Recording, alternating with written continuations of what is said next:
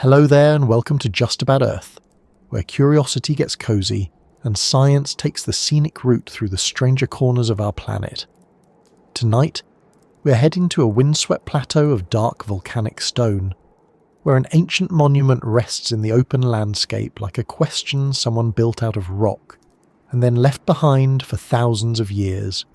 It is called Rujm el-Hiri, though you may also hear it called Gilgal Rephaim, or by its more atmospheric nickname, the Wheel of Ghosts. And I must admit, as names go, that one does arrive wearing a rather dramatic cloak. It sounds like something you would find on an old map, right at the edge where the cartographer gave up and wrote, "Here be mysteries." But this place is real. It stands in the Golan Heights, east of the Sea of Galilee, made from tens of thousands of basalt stones arranged in great rings around a central mound, and despite decades of study, no one can say with complete certainty why ancient people built it. So before we step gently into that circle of stone, I'd love to know where in the world are you listening from tonight? Are you somewhere quiet with the lights low and the day finally finished? Are you watching from a city apartment, a small bedroom, a warm kitchen, or perhaps with one eye already half closed while your phone is bravely trying not to slide off the pillow? And if you feel like sharing, tell me what ancient place has always made you wonder. Maybe it's Stonehenge, the pyramids, the cave paintings of Lascaux, Göbekli Tepe, or some old ruin near your home that everyone passes by without asking too many questions. There is something comforting, I think, about knowing that all across the world people are lying down at different hours under different ceilings, thinking about the same old human mysteries. We may not know why Rujm el-Hiri was built, but we do know that the feeling it gives us is strangely familiar. That little tug in the mind when we see something old, deliberate and unexplained, and wonder what sort of hands made it, what sort of voices spoke around it, and what sort of day it was when the first stone was put in place. If you find this journey soothing, intriguing, or simply a nice way to let your thoughts loosen after a long day, I'd be ever so grateful if you gave the video a like, maybe subscribed, and settled in for more quiet wanderings through the deep stories of the earth. It helps this small corner of calm reach other curious travellers who might also enjoy falling asleep to ancient stones, lost landscapes, and the occasional archaeological puzzle that refuses to behave itself. And I do hope this subject does not become so fascinating that it keeps you awake. Although if it does, at least you'll have spent the night in good company, with a few thousand tons of basalt and a mystery that has been waiting patiently since long before alarm clocks, emails, or the deeply suspicious phrase, "quick meeting." Rujm el-Hiri does not look especially dramatic from the ground at first. That is part of what makes it so interesting. If you were walking across the plateau without knowing what you were looking for, you might see low walls of dark stone, scattered lines, rough circles, and a central pile rising slightly from the field. It would not immediately leap up and announce itself as a monument. There are no towering pillars, no carved faces, no marble stairways, no helpful ancient sign saying, "Welcome. Please proceed clockwise for ritual purposes." From the ground, it can seem almost quiet to the point of shyness, but from above, the pattern becomes clearer. Rings within rings, walls bending around a centre, stone lines moving inward like ripples frozen in place. It is the sort of structure that seems designed for a viewpoint its builders may never have had, unless they were standing on a nearby rise, or imagining the shape in their minds as they worked. The outer circle is roughly 150 metres across, and the monument is often described as containing more than 42,000 basalt rocks, with estimates of its stone mass reaching around 40,000 tons. That is a large amount of rock to move for anything, especially when your tools are simple, your transport is limited, and your nearest snack break probably involves more lentils than biscuits. Basalt is not a glamorous stone in the polished museum sense. It is dark, hard, heavy, and volcanic. The kind of rock that looks as if the earth made it while in a serious mood. The Golan Heights are full of it because this landscape was shaped by volcanic activity long before anyone was arranging stones into circles. That means the builders did not have to import exotic material from far away. They were using what the land offered, but available is not the same as easy. Anyone who has ever tried to move one stubborn garden rock from one side of a yard to the other knows that stones have a way of becoming personally attached to the ground. Now imagine doing that not once, not twice, but tens of thousands of times, arranging them with enough intention that millennia later, people in airplanes and satellites could look down and say, well, that certainly wasn't an accident. The people who built Rujm el-Hiri may not have left writing behind to explain themselves, but they left labour. And labour is a kind of message, even when the words are gone. The monument is usually dated to the late 4th or early 3rd millennium BCE, often placed around the early Bronze Age, though discussions about its exact construction and later use remain complicated. The central mound, or tumulus, may not belong to the same phase as the outer rings, and that is one of the first clues that this place may not have had just one purpose or one moment of meaning. Ancient sites are often like old houses that have been lived in by many generations. One person builds a room, someone else blocks a doorway.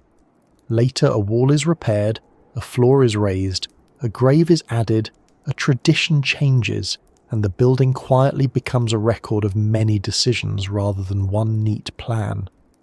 Rujm el-Hiri may be similar. It may have begun as one kind of place and become another.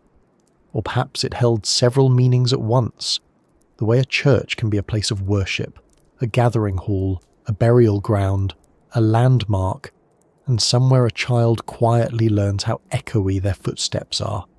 This is where the mystery begins to widen. Because when archaeologists study a place like this, they are not simply asking, what is it? They are asking a whole cluster of smaller, more stubborn questions.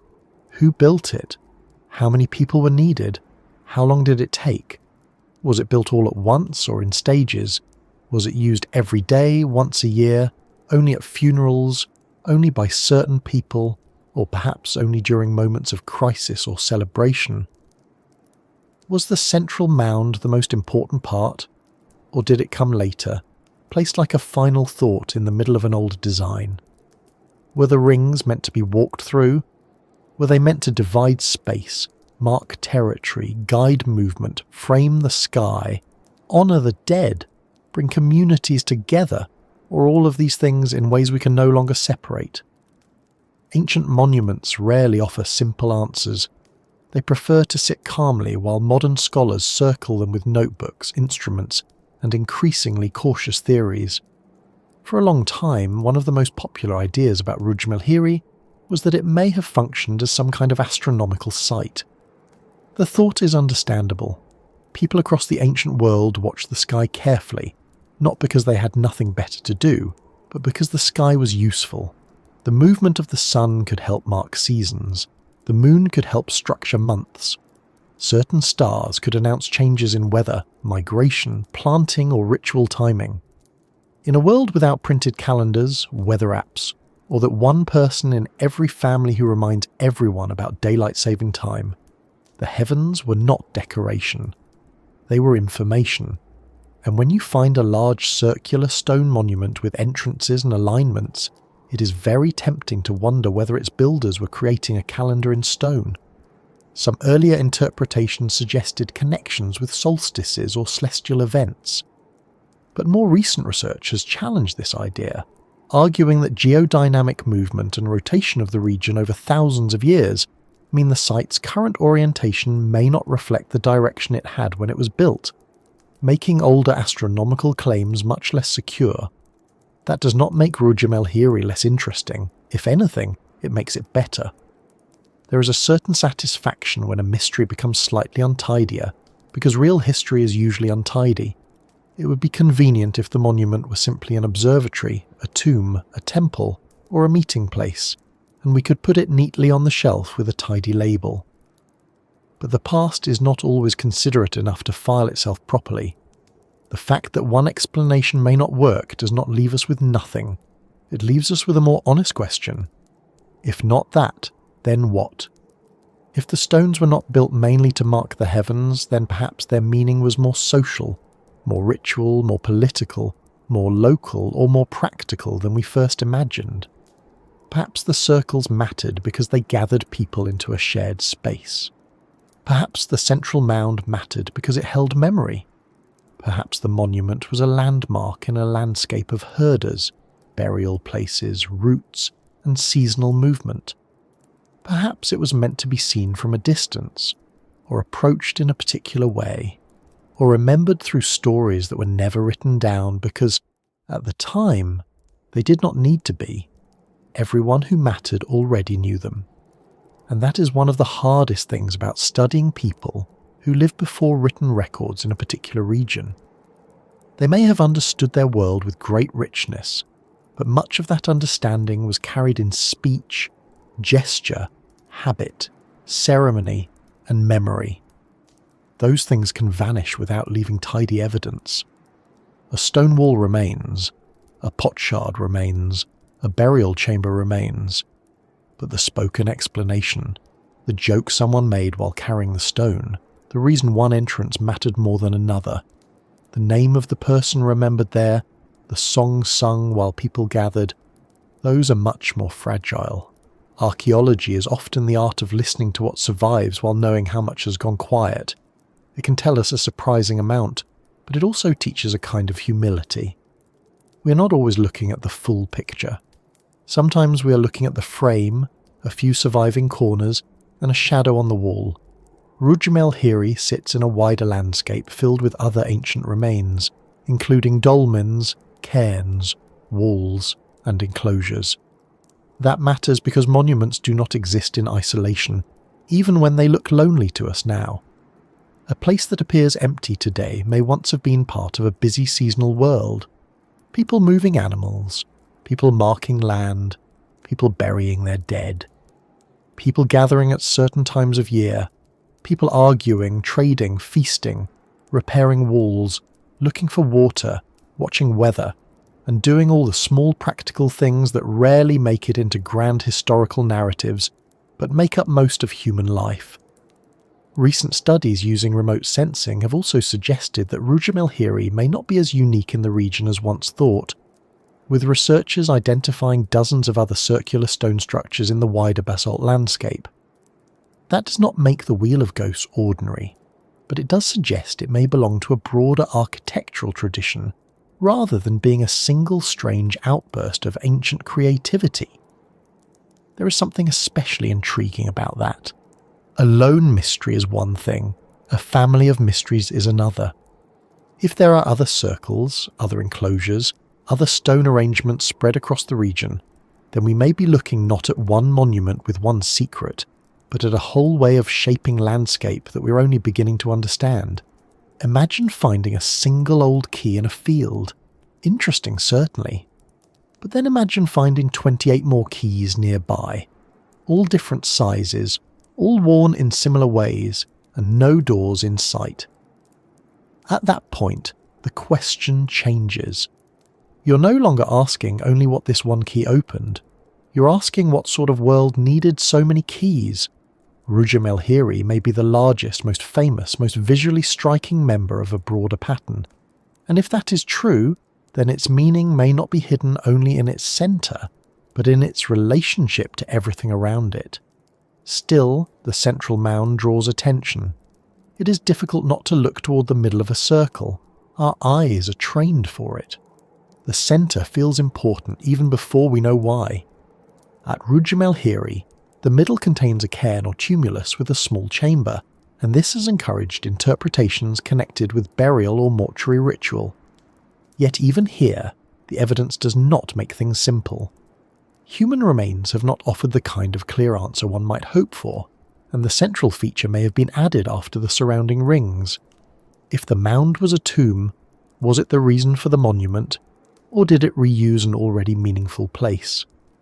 Did later people look at the older rings and decide that such a powerful structure was the right place to place their dead? That would not be unusual. Across human history, people have returned to old sacred or important places and given them new roles. The past has a kind of gravity. Once a place matters, it can keep attracting meaning long after the first builders are gone. This is why Rujm el-Hiri is so well suited to a quiet night's thinking. It is not simply mysterious in the dramatic sense. The way a locked room mystery is mysterious. It is mysterious in a slower, more human way. It asks us to imagine effort without explanation. It asks us to picture a community capable of moving huge amounts of stone, organising labour, and shaping a monument that would outlast their names by thousands of years. It asks us to accept that ancient people were not vague figures wandering around waiting for civilization to happen. They were observant, organised, skilled, and imaginative. They knew their land.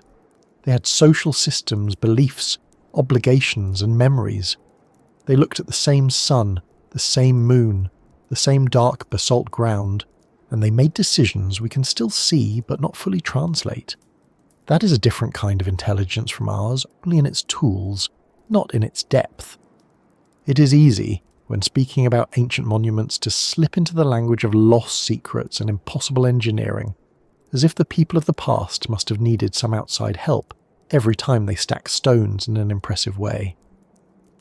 But that does a disservice to them. Humans have always been capable of astonishing persistence when something matters enough. We build cathedrals that take generations. We carve roads through mountains. We carry furniture up staircases that clearly did not consent to the arrangement. Give people a shared purpose, a strong tradition, a social obligation, or a belief that a place matters, and they will move an almost unreasonable amount of material. Rujm el-Hiri is not mysterious because ancient humans could not have built it. They absolutely could. It is mysterious because they chose to build it there, in that shape, with that much effort, and then left us no simple explanation of why. The nickname Wheel of Ghosts gives the site a spooky feeling, but perhaps the ghosts here are not frightening. They are simply absent people made noticeable by what they left behind. The builders are gone, the language they spoke may be gone, the ceremonies may be gone, the social rules may be gone, but the stones remain. And because they remain, we are pulled into a strange kind of conversation with people we cannot meet. We ask questions. The stones answer only by being stones. They tell us their weight, their placement, their weathering, their relationship to the land.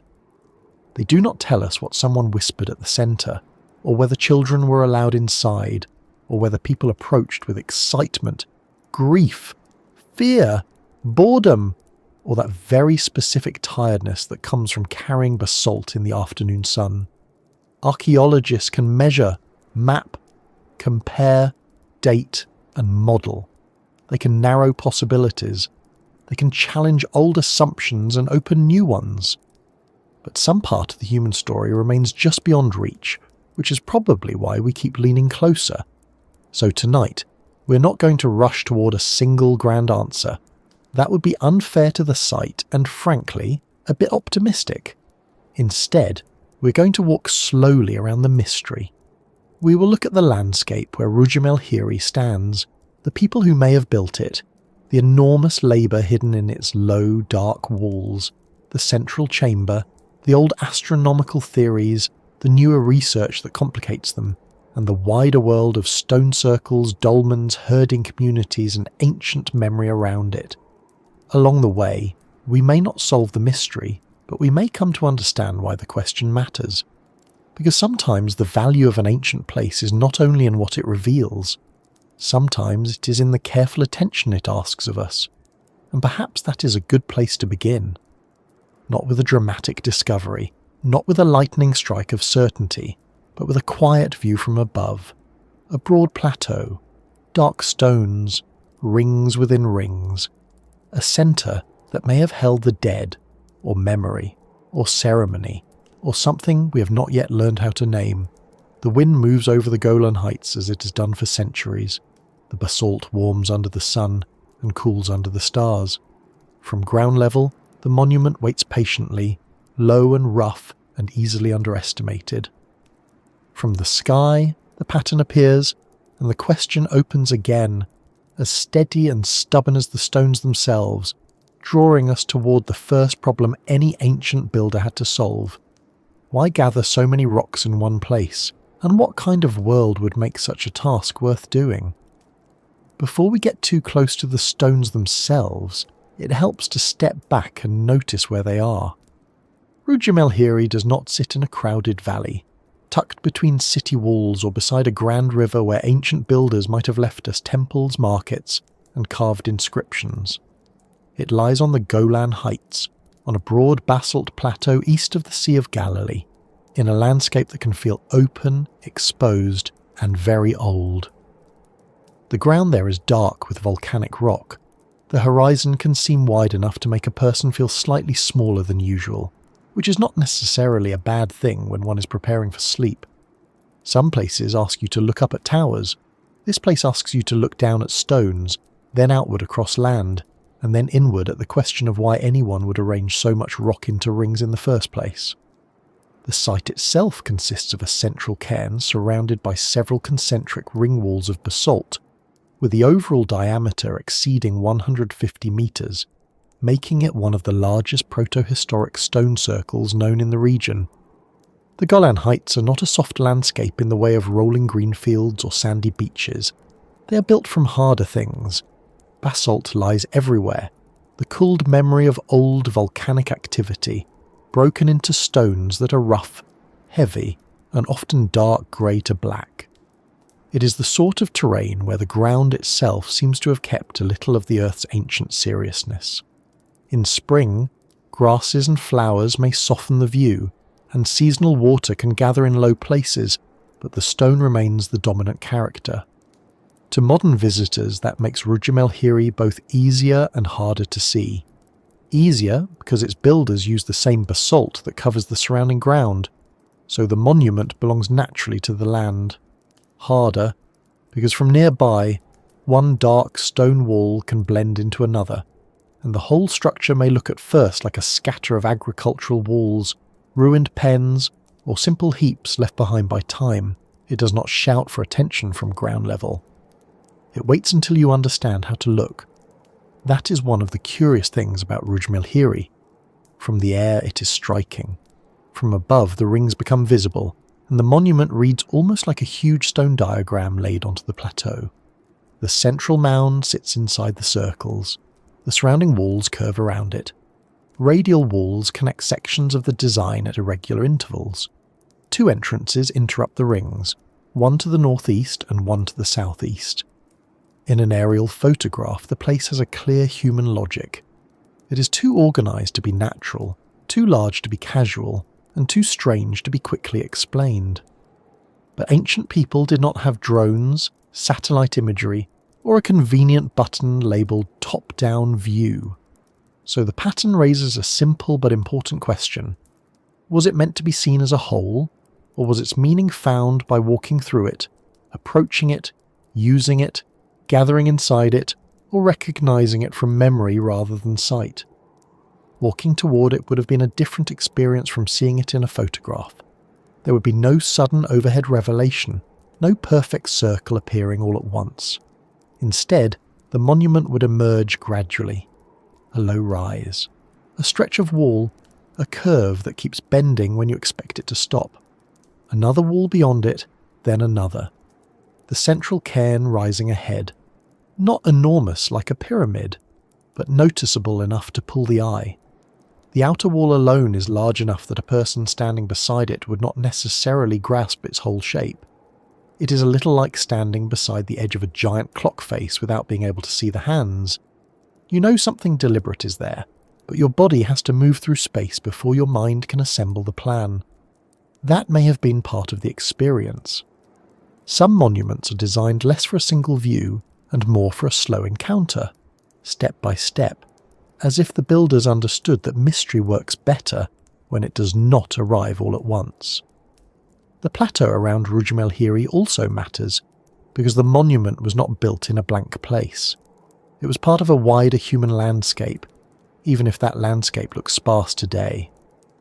Archaeologists have found that the Golan and surrounding basalt highlands contain many ancient features, including dolmens, tumuli, stone heaps, enclosures, field walls, and other circular stone structures.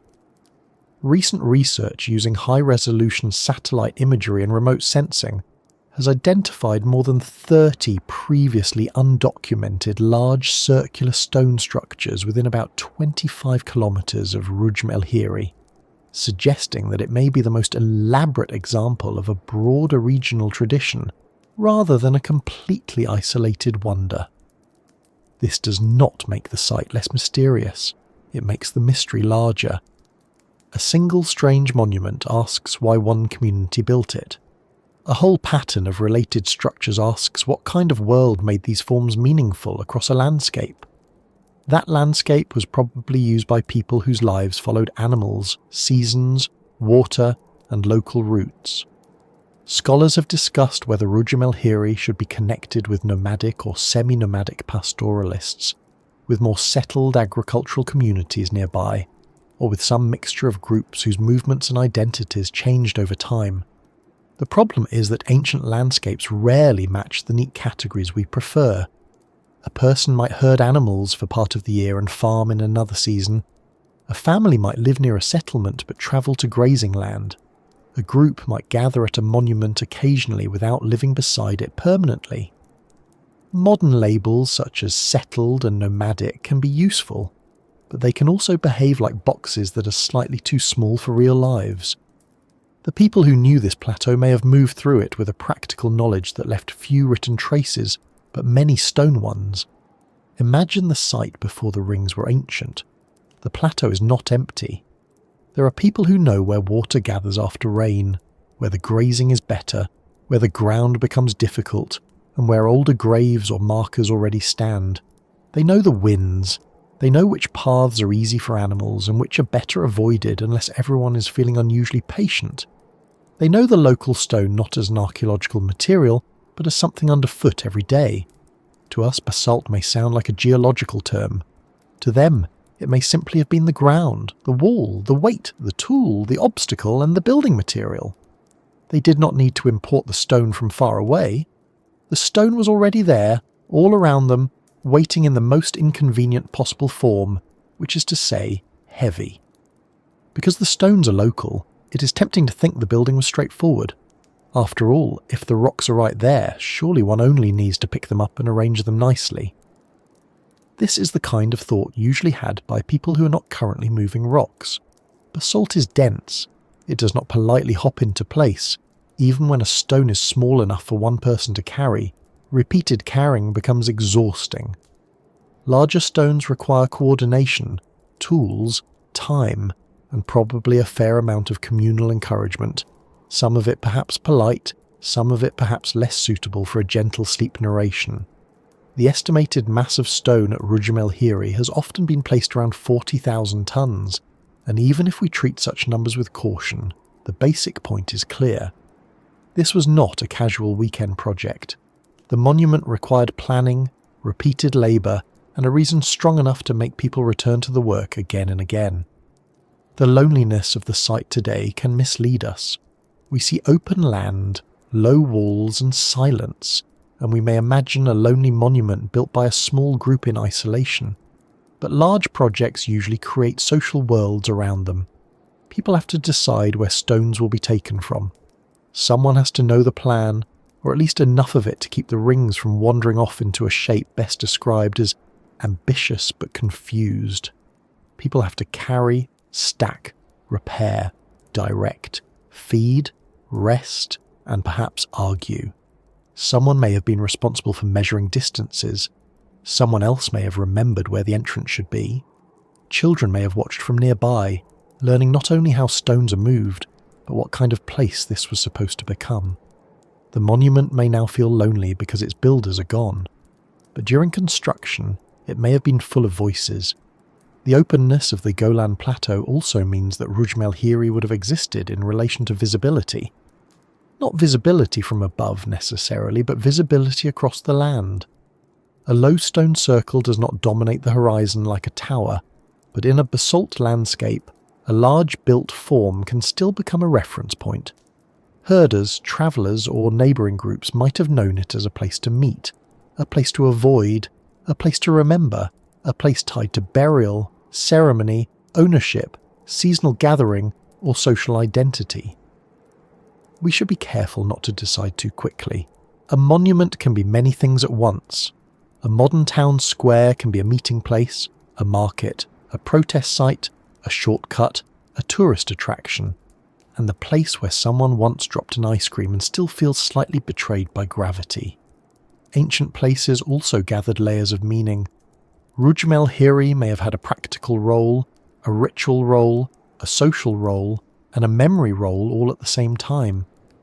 The name Rujm el-Hiri itself is Arabic, often translated along the lines of stone heap of the wild cat, while Gilgal Rephaim in Hebrew is commonly linked to the idea of the wheel or circle of the Rephaim, figures associated in biblical tradition with ancient giants. The nickname Wheel of Ghosts comes from that same atmosphere of old stories and large stones.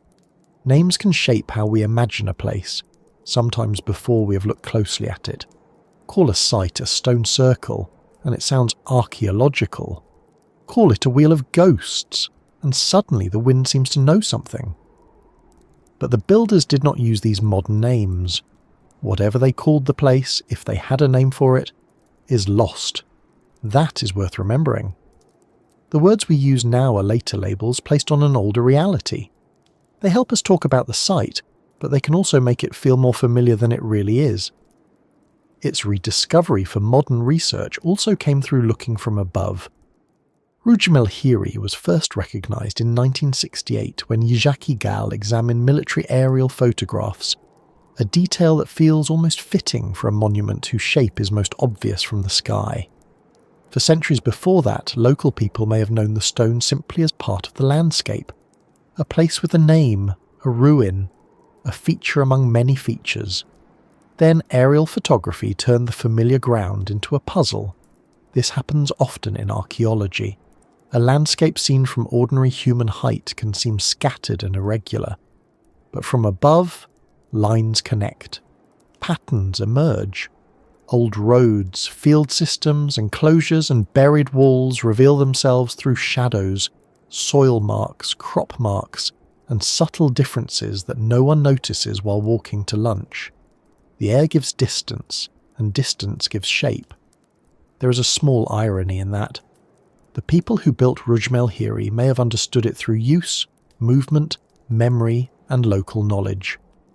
Modern researchers first understood its scale through aerial photographs and now through satellite imagery, digital processing, and remote sensing. The monument has not changed much in that comparison, but the way people see it has changed enormously.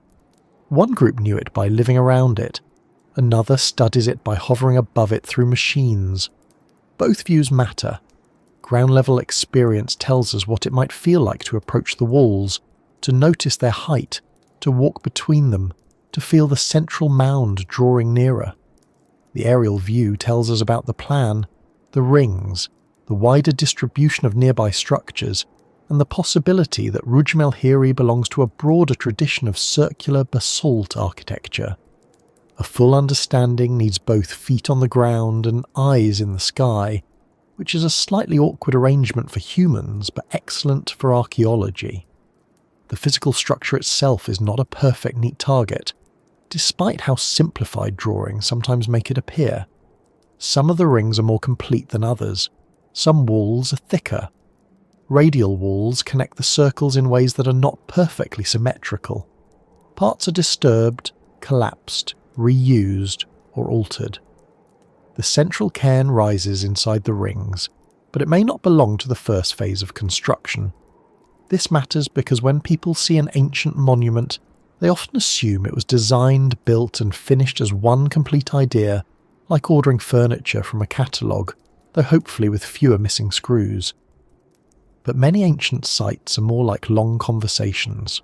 Someone begins, someone adds, someone repairs. Someone changes the meaning. Someone returns after years or generations and uses the place differently. What we see now may be the result of multiple decisions made across a long span of time. That possibility makes the setting even more important. A monument that changes over time changes with the landscape around it. If groups used the Golan Plateau seasonally, if water sources shifted in importance, if grazing routes mattered, If burial fields expanded, if social gatherings took place at certain times, then Rujm el-Hiri may have been drawn into many episodes of use. It may have started as a gathering enclosure and later received a burial mound. Or it may have begun with a ritual centre and later became a landmark for communities moving through the basalt lands. Or perhaps the distinctions we're making would have made little sense to its builders. We often separate the practical from the sacred because it helps us organise our thoughts.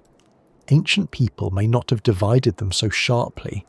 A place could manage animals, people, memory, ancestors, land and ceremony all together, without anyone feeling the need to file each function into a different folder. The plateau's apparent emptiness also invites questions about sound. Not in a mystical way, but in a very ordinary human way. What would it have been like to gather there? Open landscapes carry voices differently from enclosed rooms. Wind can blur speech. Footsteps on stone make small dry sounds. Animals shift and call. Stones scrape when moved. If people gathered inside or around the rings, the monument may have created a sense of separation from the wider land without fully closing it off. The walls are substantial, but not fortress walls in the usual sense. They define space more than they exclude the world. Standing inside such a place, a person might still see sky, horizon, and distant land, but the circles would tell the body that this area was marked, chosen, and different. Sometimes a low wall is enough to change behaviour. Think of how people step differently inside a garden border, a cemetery or a courtyard. The stones do not need to be tall to be socially powerful. The weather would have been part of the experience too. Basalt heats under the sun and cools after dark. In the daytime, the stones might radiate warmth. In winter, the exposed plateau could feel harsh. Seasonal grasses could hide parts of the walls, then dry away and reveal them again. Rain could darken the rock until the whole structure seemed sharper against the ground. These changes matter because monuments are not frozen in one visual state, despite how photographs present them. A place looks different at dawn, noon, evening, summer, winter, after rain, in dust, in mist, or under a clear night sky. If people visited Rujm el-Hiri at particular seasons, their memory of it may have included very specific light, temperature, smells, and tasks. To us, it is an archaeological site. To them, it may have been tied to a time of year, a kind of weather, a route, a herd movement, a ceremony, or the memory of someone buried there. One reason Rujm el-Hiri continues to hold attention is that it sits between categories. It is too large to ignore, but too low to impress in the usual monumental way. It is carefully planned, but not tidy enough to explain itself through geometry alone. It is associated with burial possibilities, but not clearly enough to close the case. It has entrances and ring walls, but not the kind of defensive features that would make everyone agree it was a fort. It has been linked to astronomy, but newer research has made those claims much more uncertain, because the site's orientation may have shifted and rotated with the region over thousands of years. In other words, every explanation seems to bring a lantern into the dark, and then the wind immediately leans over to see what else it can complicate. That complication is not a failure. It is the work of archaeology doing what it is supposed to do. Older ideas are tested. New tools reveal new patterns. A site once treated as unique is re-examined as part of a wider landscape. A theory based on alignment is reconsidered when geological movement is taken seriously. The lonely circle becomes less lonely, not because the stones have moved closer to us, but because our methods have widened the view. And the more we learn about the surrounding basalt highlands, the more Rujm el-Hiri begins to look not like an isolated riddle dropped into the Golan, but like the largest, clearest surviving example of a way ancient communities organised stone, space and memory across the land. Still, standing there in the imagination, the site feels solitary. The rings lie low. The central cairn rests in the middle. The plateau stretches around it. There are no inscriptions to read before bed, no carved king pointing proudly at the construction date, No helpful ancient architect complaining that everyone keeps misinterpreting the southeast entrance. There are only stones, arranged by human choice and preserved by the stubborn durability of basalt. The place asks for patience. It asks us not to rush straight to the answer, but to notice the conditions that made the question possible. A volcanic landscape full of building material, a plateau crossed by people and animals, a region rich in stone features, and a monument whose shape becomes clearer the farther away we stand from it. And once we have spent a little time with that setting, the next question becomes harder to avoid. The stones did not arrange themselves. The circles did not slowly roll into place because the basalt was feeling unusually cooperative. Someone planned enough of this to begin. Many hands must have worked long enough to make the plan real. The lonely circle on the Golan Heights may feel quiet now, but built into its walls is evidence of effort, coordination, and a shared reason strong enough to move rock after rock after rock, until the open plateau held not just scattered stone, but a monument. That brings us from the landscape to the people within it, and to the slow, practical mystery of how an ancient community could move so much of the earth simply because, for reasons still not fully known, they believed it needed to be done. To understand Rujm el-Hiri, it is tempting to begin with the stones, because they are what we can still see. But the stones are only the last visible part of the story.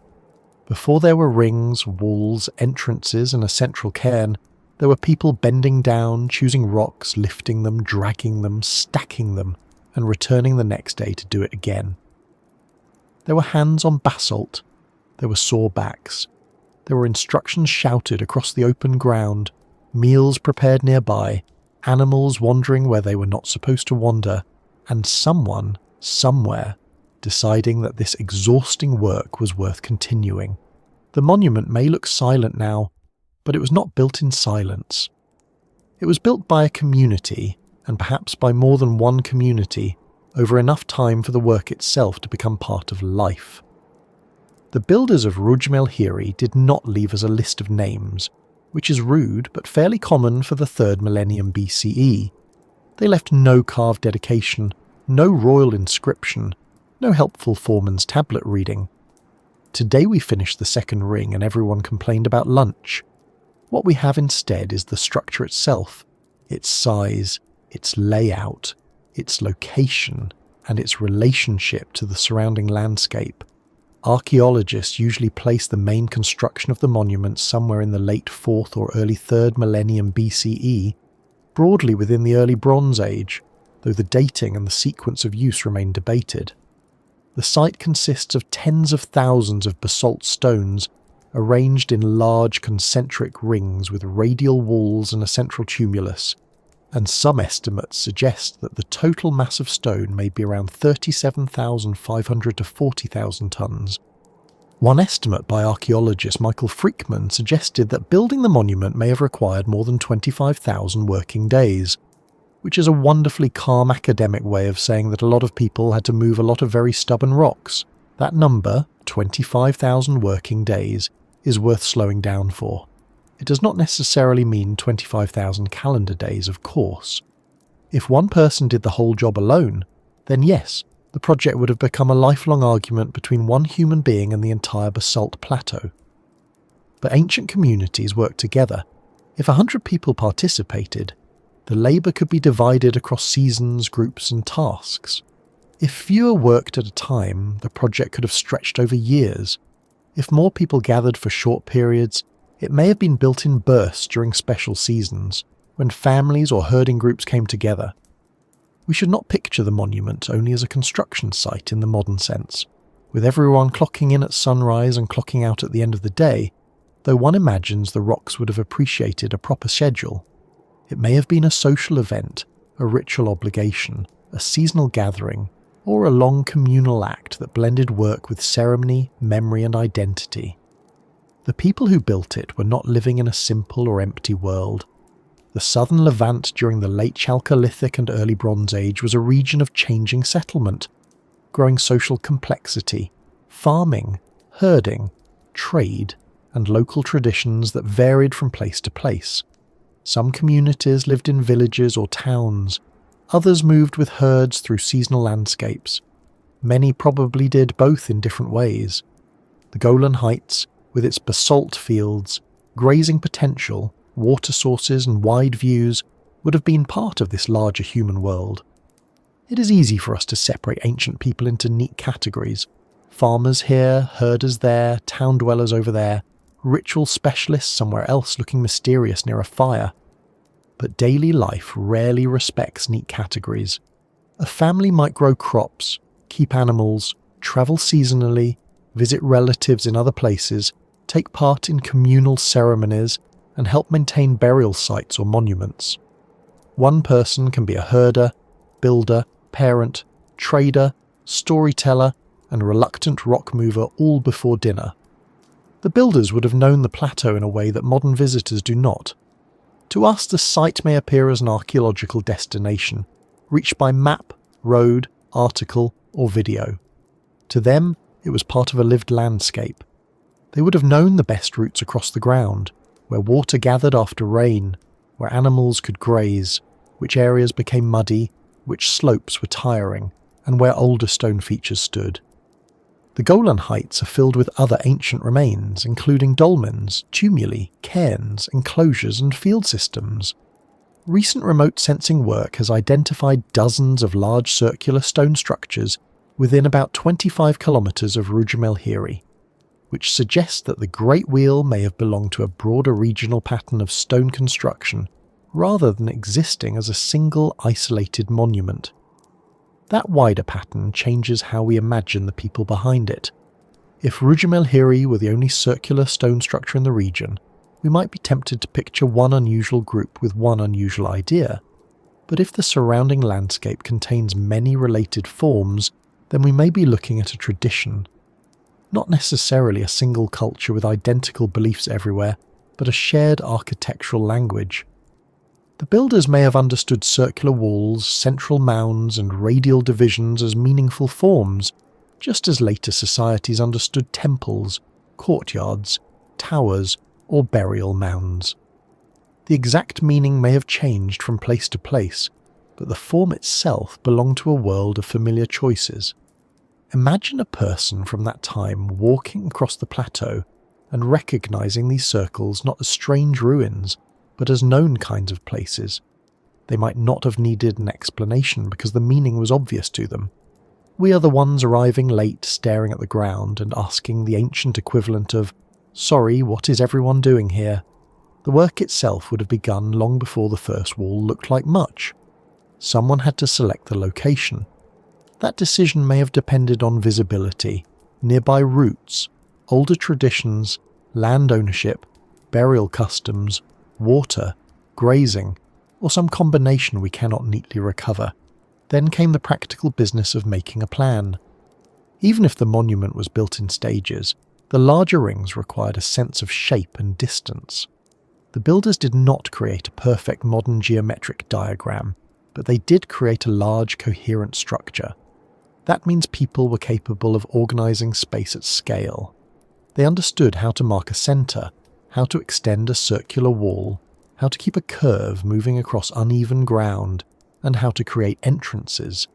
They may not have used mathematics in the formal written way we imagine, but human beings have always been good at practical geometry when the task matters. Anyone who has ever arranged chairs for a large family gathering knows that circles can become surprisingly political. We often underestimate the planning behind low stone monuments, because they do not have the vertical drama of pyramids or towers. A wall that rises only a metre or two can seem modest. But a low wall spread across a large diameter requires more labour than its height suggests. The outer circle of Rujm el-Hiri reaches roughly 150 metres across, and the full layout becomes difficult to grasp from ground level. Maintaining that scale without modern surveying equipment would have required methods, experience, and probably repeated correction. People may have used ropes, sight lines, stakes, walking measurements, or simple but effective surveying practices. The tools did not need to be complicated. The coordination did. A person can place one stone wherever they like. A community placing tens of thousands of stones into a shared form needs agreement. Agreement is sometimes the most impressive part of an ancient monument. The stones are heavy, yes, but social cooperation can be heavier. Why would people show up? Who told them to?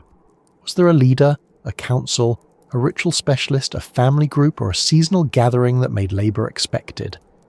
Did people participate because they believed the place protected the community, honoured ancestors, marked territory, helped with ceremonies, or connected them to the sky?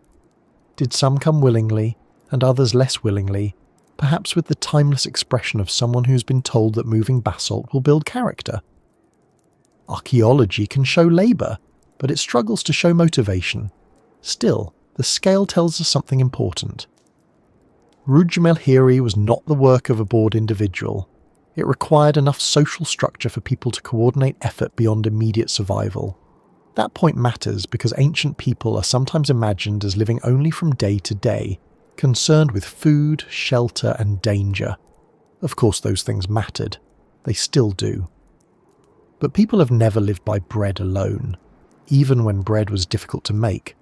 Communities also invest in memory, ceremony, identity, status, territory, and the dead. They make places that do not produce food directly but still nourish the social world. A monument can be a statement of belonging. It can say, this land matters to us, these ancestors matter to us, this gathering matters to us, this order of things matters to us. The people who built Rujm el-Hiri were not simply surviving on the plateau, they were shaping it. Their world was likely tied closely to animals. Pastoral life leaves a different archaeological signature from settled urban life. Herds move, camps shift, materials are lighter, many traces vanish. But stone remains. A community that spends much of its life moving through a landscape may still create fixed points within it, places that anchor memory and social identity. In fact, movement can make fixed places more important, not less. If your life follows seasonal routes, then certain landmarks become part of the rhythm of return. A monument like Rujm el-Hiri may have marked a gathering place where dispersed groups came together at particular times. They may have exchanged goods, arranged marriages, settled disputes, held ceremonies, buried important people, counted animals, shared food, and reminded each other that they belonged to a larger network. The circle may have been less a building in the ordinary sense, and more a place where society reassembled itself. There is a practical side to that idea. Large communal projects often strengthen relationships because the work requires cooperation. People carry together, eat together, complain together, and remember together. Building is not only the means to create a monument. Building can be part of the monument's purpose. The act of moving stone may have mattered as much as the finished form. Each rock placed in the wall could have been a small contribution to something shared, a visible piece of communal obligation. In many societies, labour offered for tombs, temples, paths, or ritual places is not merely construction. It is participation. You help build because the place belongs to your people, your ancestors, your gods, your leaders, or your future. The wall becomes a record of effort, and effort becomes a record of belonging. This is especially important at Rujm el-Hiri because the site contains very few everyday remains. Excavations have not produced the kind of dense material one would expect from a residential settlement. That has led many scholars to reject the idea that it was an ordinary village or defensive installation, and to consider ritual, ceremonial, or mortuary functions instead. The lack of domestic debris does not tell us exactly what happened there, but it does suggest that people were not simply living inside the rings in a normal household way. There are no cosy kitchens clearly saying, here is where someone burned dinner in 2800 BCE. There are no dense trash deposits of daily occupation. The site seems to have been special, or at least not ordinary, which may explain why so much labour was invested in it, despite the absence of obvious practical benefit. The word ritual can be useful, but it can also become a soft cushion we place over anything we do not understand. If archaeologists cannot explain an object, there is a dangerous temptation to whisper "ritual" and quietly leave the room. But ritual does not mean vague. Ritual can be precise, practical, social, political, emotional, and deeply connected to everyday life. A ritual site may regulate seasonal gatherings, it may mark leadership, it may handle death, it may create bonds between groups, it may connect a community to ancestors or land. If Rujm el-Hiri had ritual importance, that does not make it less practical. In many ancient worlds, the sacred and the practical were not separate boxes. The health of animals, the timing of rains, the memory of the dead, the legitimacy of leaders, and the identity of a group could all belong to the same circle of concern. The stones themselves would have shaped the builder's daily experience of the project. Basalt is rough and dense. Some stones could be carried by individuals. Others may have required teams, levers, sledges, rolling, dragging, or simple lifting methods. The builders probably didn't quarry the stones in the formal sense we associate with cut blocks, but collected and arranged available basalt from the surrounding area. That does not mean the work was random. The walls of the monument show selection and stacking. People had to choose stones that fit, balance them, and create enough stability for the walls to stand over long periods. A bad wall teaches its lesson quickly, usually by collapsing at the least convenient time. The builders would have learned which stones locked well, which ones belonged in the lower courses, which were useful for filling gaps, and which were best left alone because they were clearly in a bad mood. There may have been specialists, but not necessarily in the way we imagine modern specialists. Some people in the community may have been especially skilled at wall building. Others may have known how to organise groups. Someone may have understood traditional measurements or alignments. Someone may have had authority over ritual matters. But much of the labour could have been performed by ordinary members of the community. That is part of what makes such monuments powerful. They combine everyday human strength with long-term shared purpose. The same hands that milked animals, repaired tools, ground grain, carried water, and prepared food may also have lifted stones into the walls. Monument building was not separate from life. It came out of life. We should also remember the quieter labour around the visible labour. If dozens or hundreds of people gathered to build, someone had to feed them.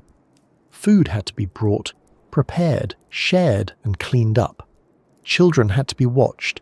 Animals had to be managed, tools had to be maintained, people had to rest, injuries, fatigue, weather and disputes had to be dealt with. Large construction is always surrounded by invisible work, and that invisible work often falls out of the archaeological record. The person who places the stone leaves a wall. The person who prepares the meal that allows the stone carrier to keep working may leave very little, yet without that support the wall does not rise. Rujm el-Hiri was built not only by those who moved basalt, but by everyone whose labour made the moving possible. The age of the monument also places it in a period when societies in the wider region were becoming more complex, but not every community followed the same path. Some areas saw increasing urbanisation during the early Bronze Age, with fortified towns and larger settlements. The Golan basalt plateau may have been connected to these developments, while maintaining its own local traditions. That is another reason Rujm el-Hiri resists easy explanation. It stands near the edge of several ways of life: settled and mobile, practical and ceremonial, local and regional, domestic and monumental. Its builders may have been influenced by broader changes in the Levant while expressing those changes in the language of their own landscape, using basalt circles rather than city walls or carved monuments. The absence of writing also means we must be cautious about assigning ethnic names, myths, or later identities to the builders. Later traditions connected the region with giants or spirits, and the Hebrew name Gilgal-Rephaim carries that ghostly association. But those names come long after the likely construction of the site. They tell us more about how later people imagined the ruins than about the original builders. This is common with ancient monuments. When a place outlives the people who made it, later communities often explain it through legend. Giants are especially useful in this regard.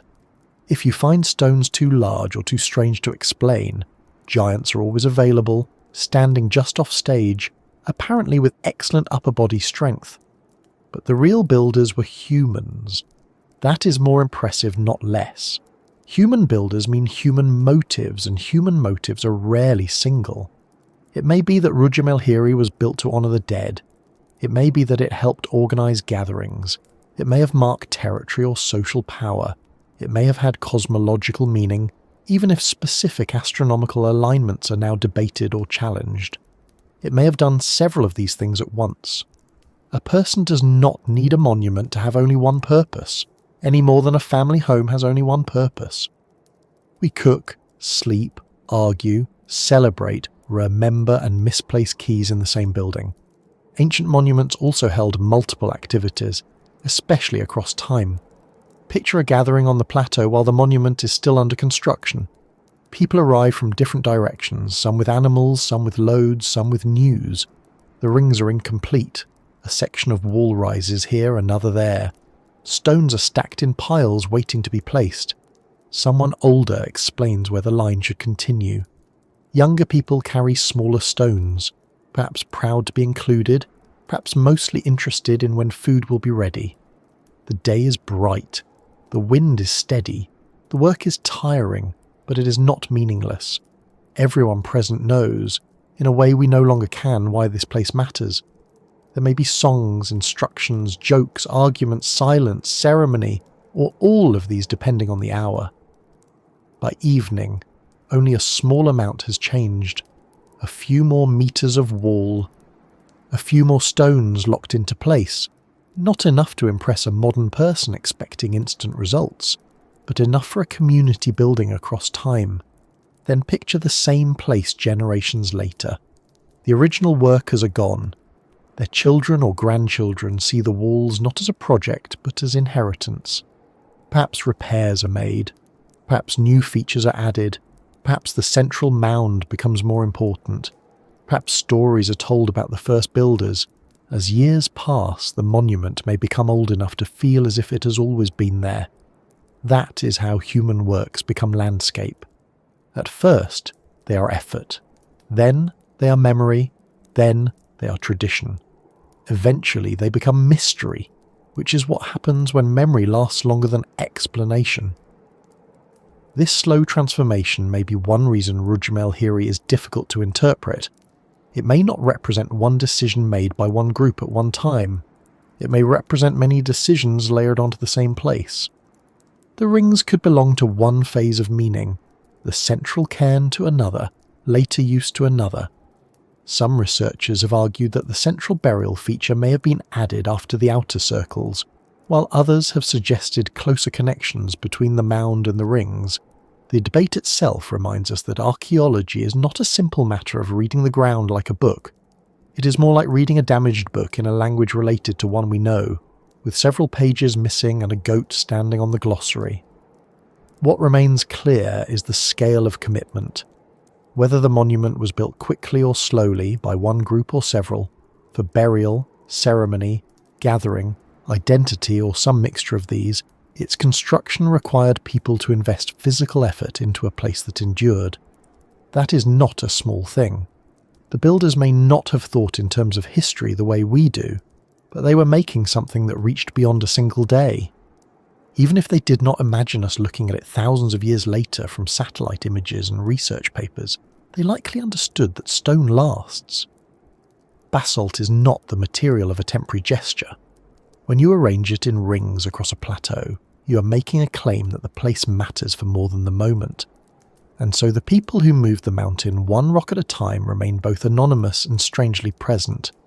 We cannot see their faces, but we can see the result of their choices.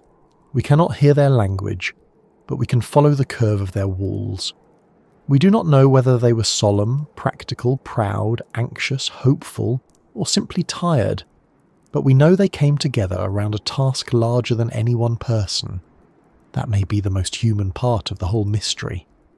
Long before modern machines, long before written explanations, long before anyone called the place the Wheel of Ghosts, people stood on the Golan basalt and decided that stone by stone, ring by ring, they would make something.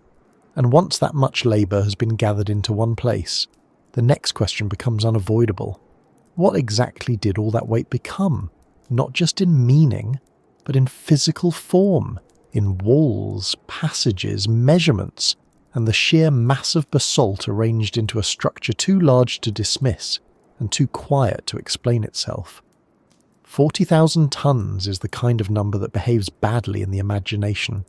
It sounds enormous, of course, but enormous in a way that slips around the mind without settling into anything useful.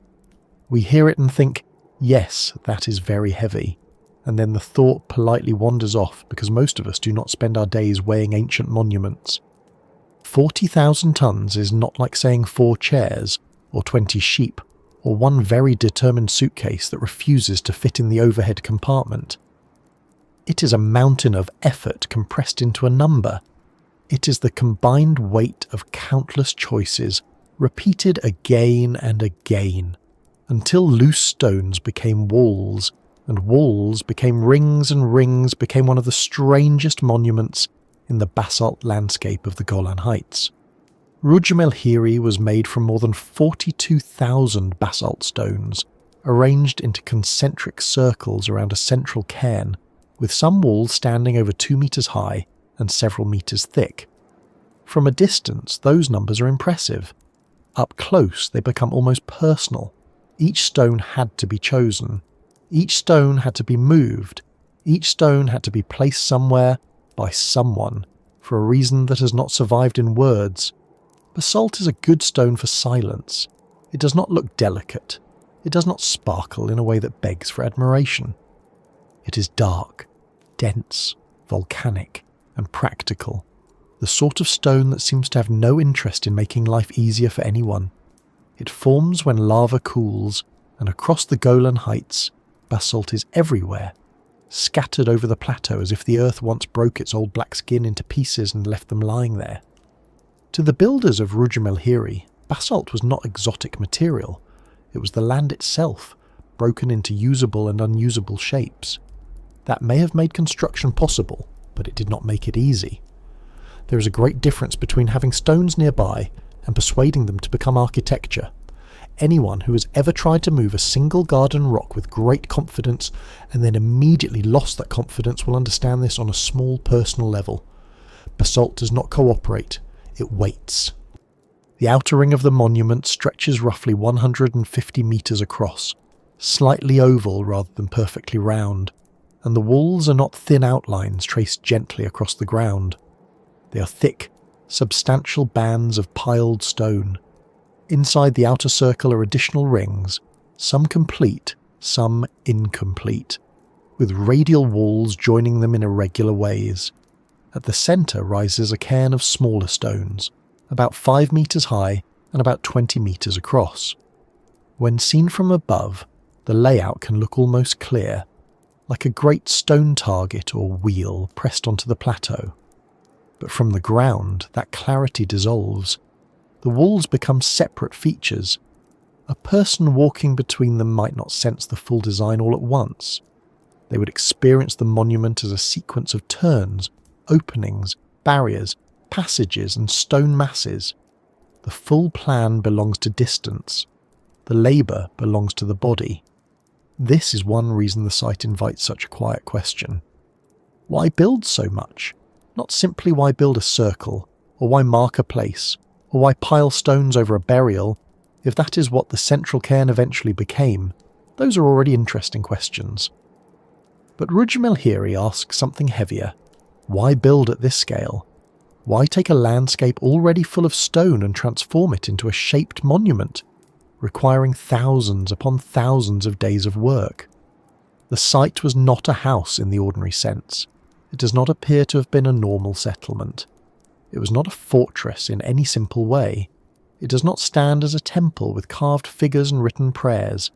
It did not need walls this large merely to keep out an inconvenient goat, though goats, in fairness, have challenged many human civilizations with great persistence. The work seems to exceed ordinary utility, and that excess is where mystery begins. Archaeology often starts with the practical. How was it made? What tools were available? Where did the stones come from? How many people were needed? How long might it have taken? These questions are useful because they keep us from drifting too quickly into fantasy. Before we ask what the monument meant, we should understand what it required. Rujm el-Hiri did not require impossible technology. It did not require lost machines, giants, or helpful visitors from distant stars with a surprising interest in circular stonework. It required human organisation, time, local stone, practical intelligence, and a shared reason. That may sound less dramatic, but it is actually more impressive. The extraordinary thing is not that ancient people could not have done this. They could. The extraordinary thing is that they did. To move tens of thousands of stones, a community needs more than muscle. Muscle gets tired. Muscle looks at basalt after a few hours and begins to reconsider many life decisions.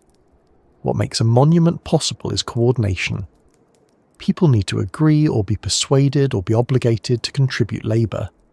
They need to know where to work, what shape to follow, which stones to use, and when the task is finished enough for that day. Someone must maintain the plan, whether through memory, markers, repeated measurement, or tradition. Someone must decide that this wall curves here, that entrance remains open there, that pile belongs near the centre, and that no, actually, that stone is too awkward and should be left where it is, preferably forever. The physical mass of Rujm el-Hiri is therefore also social mass. It is community turned into architecture. The builders probably did not move all the stones from one distant quarry. The surrounding plateau itself provided basalt in abundance. This matters because the construction process may have involved clearing, gathering, and reorganising stones already present in the local environment. A landscape of scattered basalt became a landscape of ordered basalt. That transformation may have been meaningful in itself. To us, it may look like building. To the people who did it, it may also have been a way of marking, claiming, taming, remembering, or separating a special place from ordinary ground. Taking loose stones from the surrounding land and stacking them into rings is not only a practical action, it is an act of selection. This stone belongs in the wall. This space belongs inside. That space remains outside. Once the first ring begins to take shape, the landscape is no longer simply there. It has been given intention, but intention is exactly what we cannot fully recover. We can measure the width of a wall. We can count stones, estimate tonnage, draw plans, identify entrances, compare nearby structures, and use aerial imagery to locate patterns across the region. We can say that Rujm el-Hiri is large, complex, and carefully arranged. We can say that its construction required sustained effort. We can say that it sits within a broader landscape of ancient stone features. But none of those facts tells us why the people of that time felt this particular shape mattered. That is the quiet question at the centre of the weight. The more massive the monument becomes in our minds, the more delicate the unanswered question feels. 40,000 tons of basalt and not one sentence explaining the reason. It is strange how often the largest things leave the softest explanations. A small object like a carved seal or inscribed tablet may speak clearly across time. A huge monument may say almost nothing. It announces that people were here. It proves that they worked, planned, gathered, and built. But the meaning remains held back. This is not unusual. Stone is durable, but speech is fragile. Belief is fragile.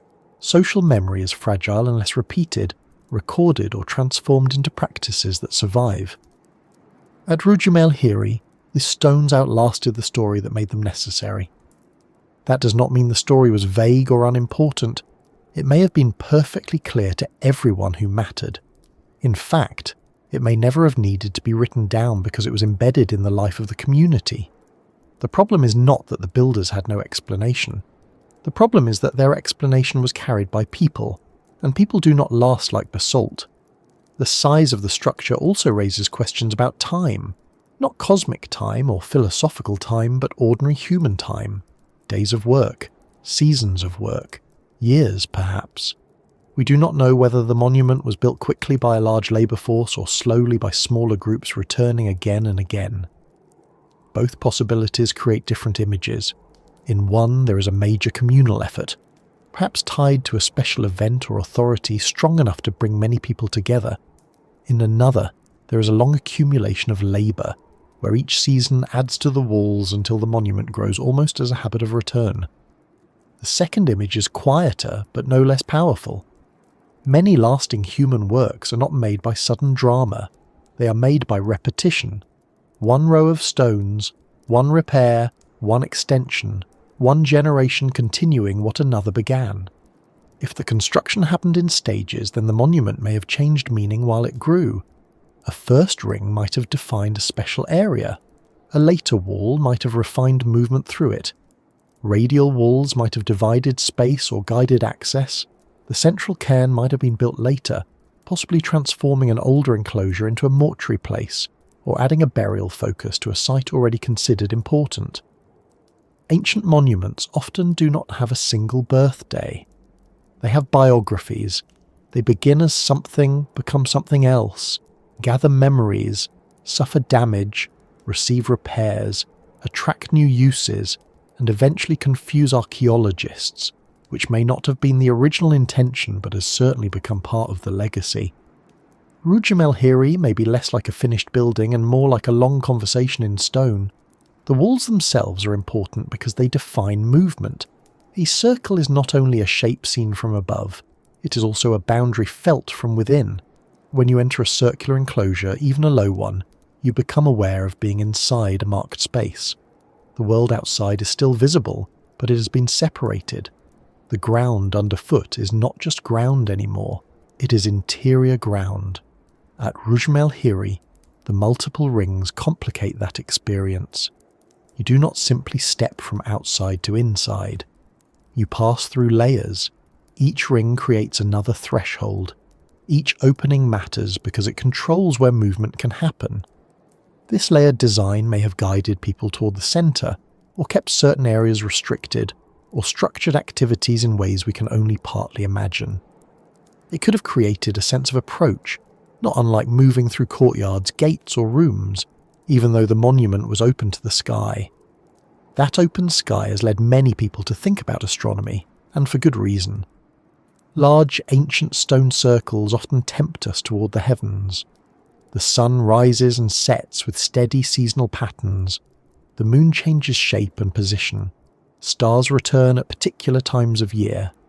Ancient communities watched these cycles closely because they mattered for farming, herding, ritual timing, navigation and storytelling. Earlier interpretations of Rujm el-Hiri suggested that its entrances or axes might align with solstices or celestial events. It is a compelling idea, partly because it gives the monument a clear function, and partly because humans like imagining ancient people standing in circles at dawn, waiting for the first sunlight to fall exactly where it should. There is something pleasingly cinematic about it. But recent research has complicated that interpretation by arguing that tectonic movement and rotation in the region may have shifted the monument's orientation over thousands of years, making present-day alignments unreliable as evidence for original astronomical design. This does not mean the builders ignored the sky. That would be a different claim, and probably too strong. Ancient people everywhere paid attention to the heavens because the heavens were there, regular and useful, without requiring a monthly subscription. But it does mean we should be careful before calling Rujm el-Hiri an observatory in any simple sense. A place can have sky-related meaning without being a precise calendar. It can frame sunrise during certain seasons without being built only for that purpose. It can be used during gatherings tied to seasonal cycles without functioning as a scientific instrument. The trouble with ancient monuments is that they often hold meaning in ways that do not match our modern categories. We ask whether something was religious, practical, astronomical, social, or political. The builders may have looked at that list and wondered why we were separating things that obviously belong together. The sheer amount of stone also makes defensive interpretations tempting at first glance. Thick walls, large enclosure, strategic plateau, surely perhaps a fort. But the design does not behave like a typical fortress. The walls are circular and layered, yes, but not arranged in the most efficient defensive manner. The entrances do not clearly suggest military control in the way later fortifications often do. The site lacks the expected evidence for settlement or occupation inside, and a fortress usually explains its effort through protection, storage, or power. Rujm el-Hiri feels more ambiguous. It encloses, but not quite like a fort. It centres, but not quite like an ordinary tomb. It organises, but not quite like a village. It is almost as if the monument keeps approaching familiar categories and then politely stepping aside just before we can attach the label. The central cairn is perhaps the most direct candidate for a practical explanation, because stone mounds often cover burials. A tumulus at the centre of a ringed monument naturally suggests a mortuary function. People may have built the rings around a tomb, or added the tomb later to an already meaningful place. If burial was involved, then the massive surrounding structure could have honoured an important person, group, lineage, or ancestral presence. Yet even here the evidence remains unsettled. The central chamber has been disturbed, and the relationship between the cairn and the rings is debated. Some scholars have argued that the cairn was later than the rings, while others see a closer connection. Without clear undisturbed remains, the tomb explanation helps but does not complete the puzzle. It gives us a centre, but not necessarily the reason for the whole circle. Suppose for a moment that the central cairn did hold a burial. That still leaves a question.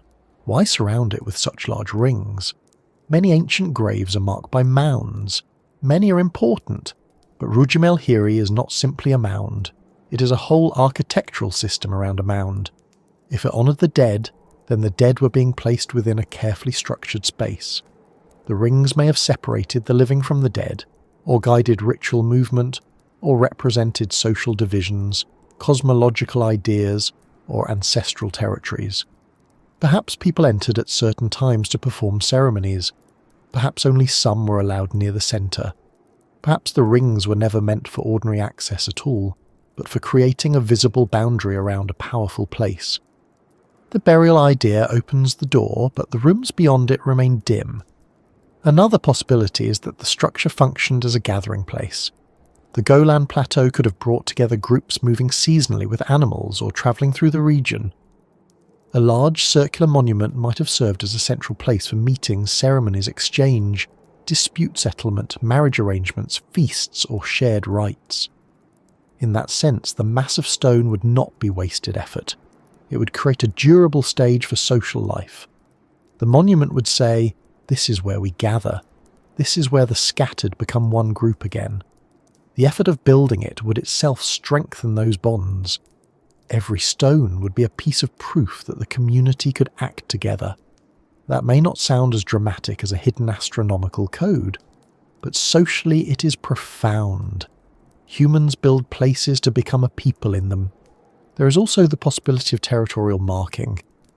In landscapes used by pastoral communities, fixed stone monuments can help establish claims, memory, and identity. They can say that a particular group belongs to a place, has ancestors there, returns there, or holds rights there. A large monument does this better than a small one because it is harder to ignore. It also lasts through generations, which makes it useful for anchoring stories about land. If Rujm el-Hiri helped mark territory, it may not have done so like a modern border fence. It may have marked a central place within a network of routes and seasonal movement. Land can be claimed not only by walls that keep others out, but by monuments that gather memory in. The difference is subtle, but important.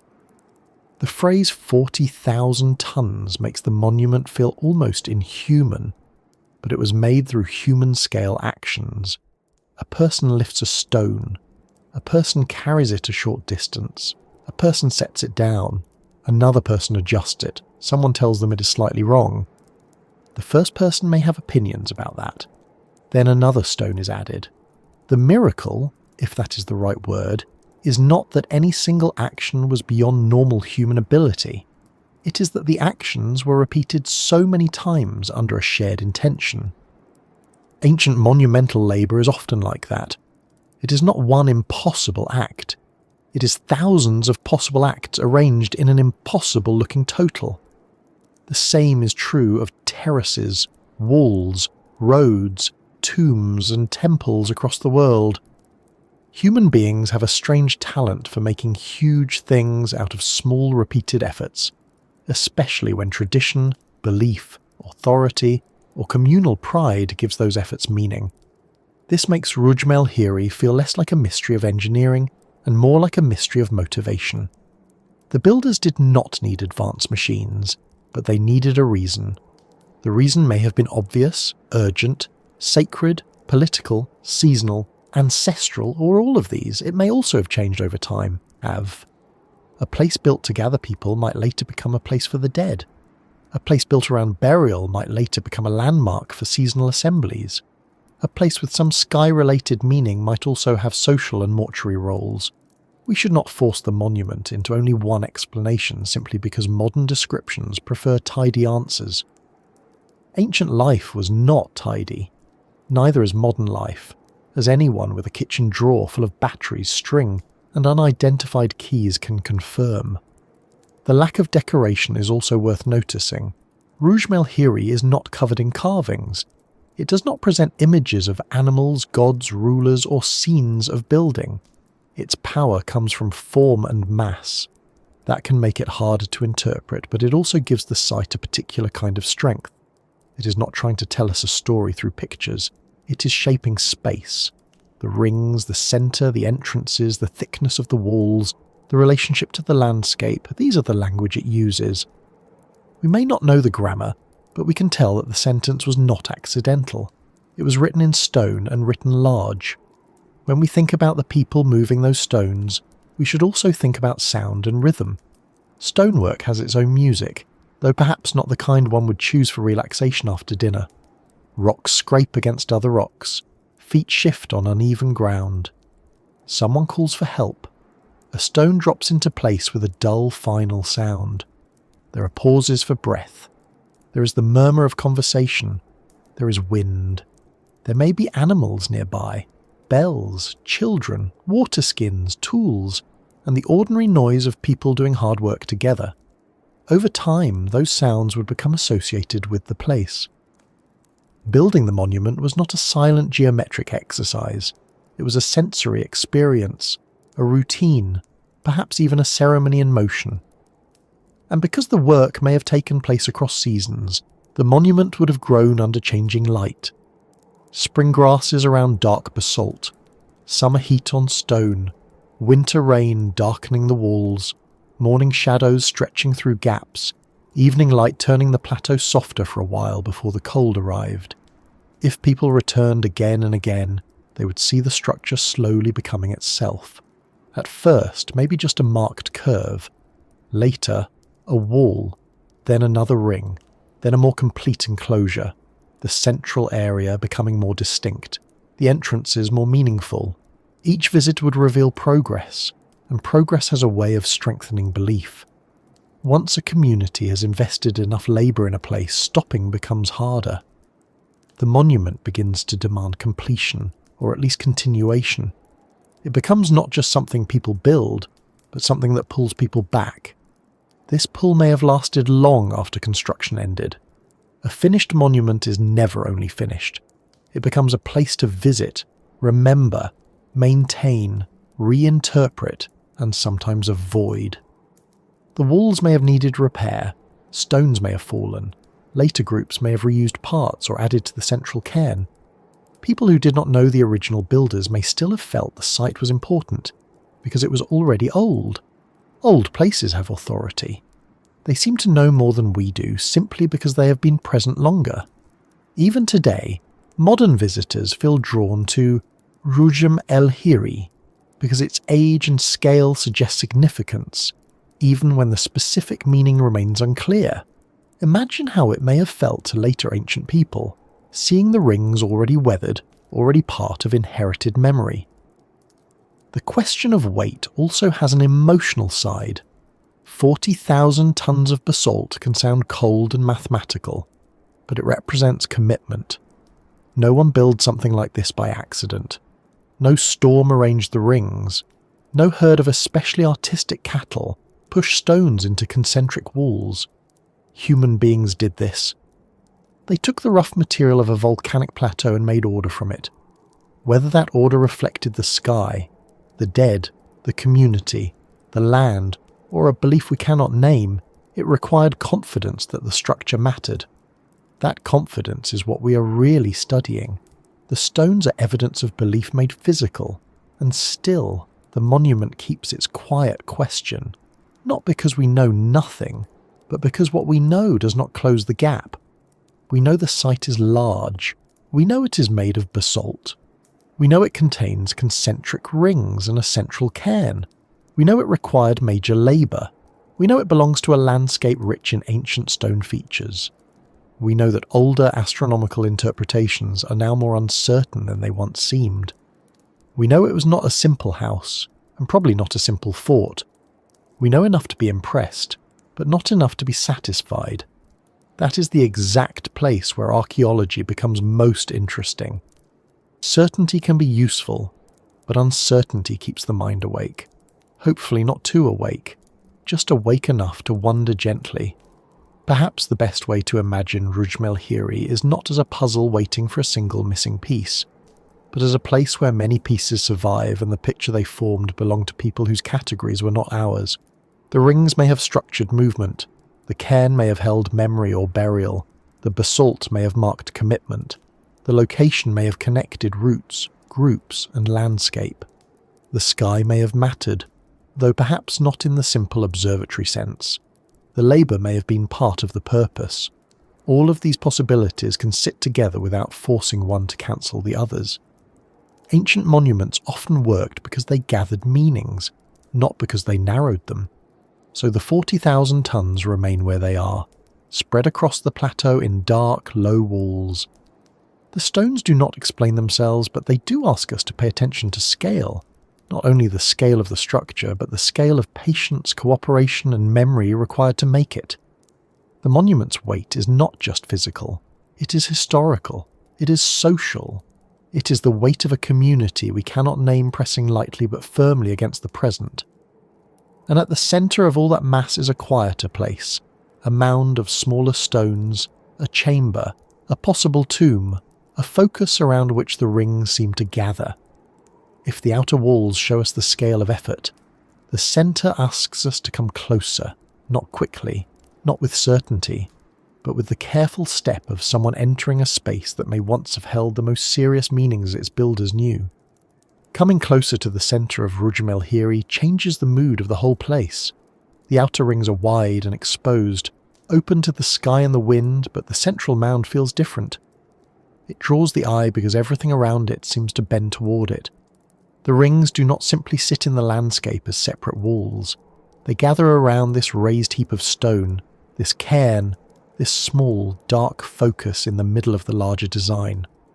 The central cairn is roughly 5 meters high and about 20 meters across, and it sits inside the concentric walls like the quiet thought at the center of a long conversation. It is not huge in the way of a pyramid, not tall enough to dominate the horizon, not decorated with carved animals or names of kings, but within the structure it becomes impossible to ignore. If the outer rings ask why people built so much, the center asks what they were trying to protect, remember, hide, or reach. The chamber inside the mound is one of the most important and most frustrating parts of the site. It seems to offer exactly the thing we want: an interior, a hidden space, a possible answer tucked beneath stone. After so much open circling, here at last is a place small enough to feel personal. A room, or something like a room. A constructed hollow under a cairn. A space that might once have held a body, objects, offerings, memory, or silence. And yet, as often happens in archaeology, the place that feels most likely to explain everything does not quite do so. The central chamber has been disturbed, and the evidence is not clean enough to give us one simple conclusion. It may have functioned as a tomb. It may have been added after the ring walls were built, or it may have been connected to the original plan more closely than some interpretations suggest. every possibility has consequences, and none of them sits perfectly still. If you imagine walking through the monument, the centre would not reveal itself all at once. You would approach through the rings, crossing thresholds made of dark basalt. Each wall would shift your sense of space. The world outside would still be visible, but your movement would be guided. You would no longer be wandering across an open plateau. You would be entering a built order. A person moving inward might feel the space narrowing, not because the walls towered above them, but because the rings created stages of arrival. The centre would become more important with every step. There is something very human about this. We know how centres work even before anyone explains them to us. A table in the middle of a room gathers people. A fire in a camp gathers bodies and stories. A grave gathers memory. A central mound inside a great circle gathers attention, and attention is never accidental in a monument of this scale. The chamber has often been described as tomb-like, and that interpretation is understandable. Across the ancient Near East and beyond, cairns, dolmens, and stone chambers were frequently connected with burial. The Golan Heights are especially rich in dolmens, those megalithic tomb structures made from large stones, often with a chamber beneath or between slabs. The wider landscape around Rujm el-Hiri contains many such features, so when archaeologists find a central stone chamber inside a cairn, the idea of burial naturally comes forward. It is not a wild guess. It fits a regional pattern. It gives the site a human focus. The dead, after all, have always had a way of making the living move stones. A grave can turn a place into memory, and memory can become strong enough to shape whole landscapes. But there is an important complication. A tomb at the centre does not automatically mean the whole monument was built as a tomb from the beginning. Ancient places are often reused. A later community might encounter an older ringed monument and decide that its centre is the proper place to bury someone important. Or an older sacred or communal space might later become associated with the dead, because old places attract burial. This happens again and again in human history. People return to earlier monuments because age gives authority. A place already marked by ancestors, stories, fear, respect, or simple mystery can become the perfect location for new acts of remembrance. The dead are often placed where meaning is already thick, so even if the central chamber held a burial, that still leaves us asking whether the burial explains the rings, or whether the rings explain why a burial was placed there. Some researchers have argued that the central cairn and burial chamber may have been constructed later than the surrounding circles, perhaps during a later phase of use. Others, including Michael Freakman, have suggested that the central tomb could have been part of the original concept, with the monument organised around it from the start. That disagreement matters because it changes the story completely. If the tomb came first, or was planned together with the rings, then Rujm el-Hiri may have been built as a grand mortuary monument, perhaps for an important individual or lineage. If the tomb came later, then the original rings may have had another purpose, and the chamber would represent a second life for the site. The same stones can tell two different histories depending on the order in which we place them. Dating that sequence is difficult because the site has yielded very few artifacts. That may sound like a small technical problem, but it is actually a rather large one.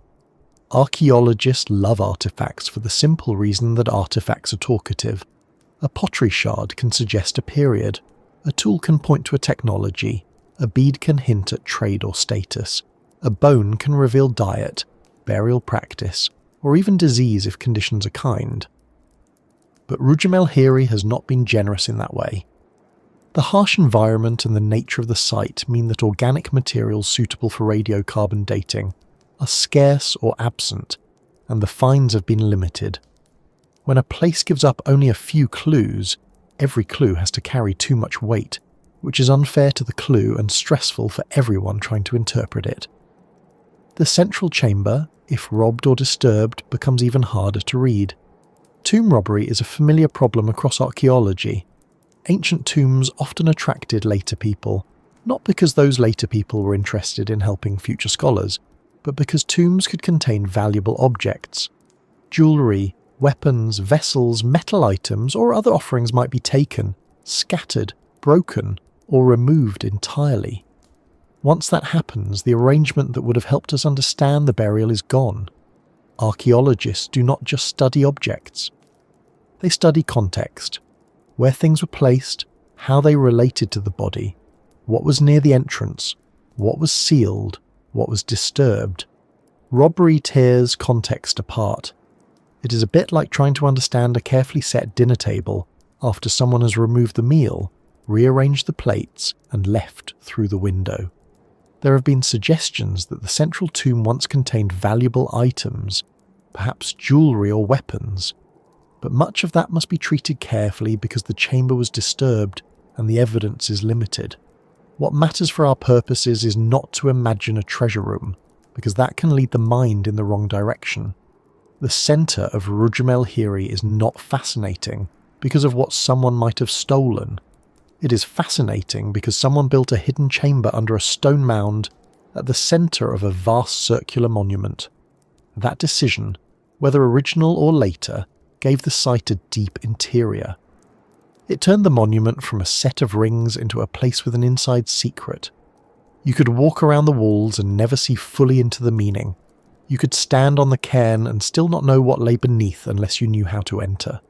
The physical act of entering such a chamber would have been very different from standing outside among the rings. Outside, the sky is broad. The basalt walls are rough but open. The horizon remains with you. Inside, the body changes its behaviour. You crouch, perhaps crawl, lower your head, adjust your breathing, and become aware of the weight above you. Stone chambers make the body humble. They do not need to be large to be powerful. In fact, smallness can increase their effect. A narrow entrance, a low ceiling, and a dark interior can make a person feel they have crossed not only a physical threshold, but a social or symbolic one.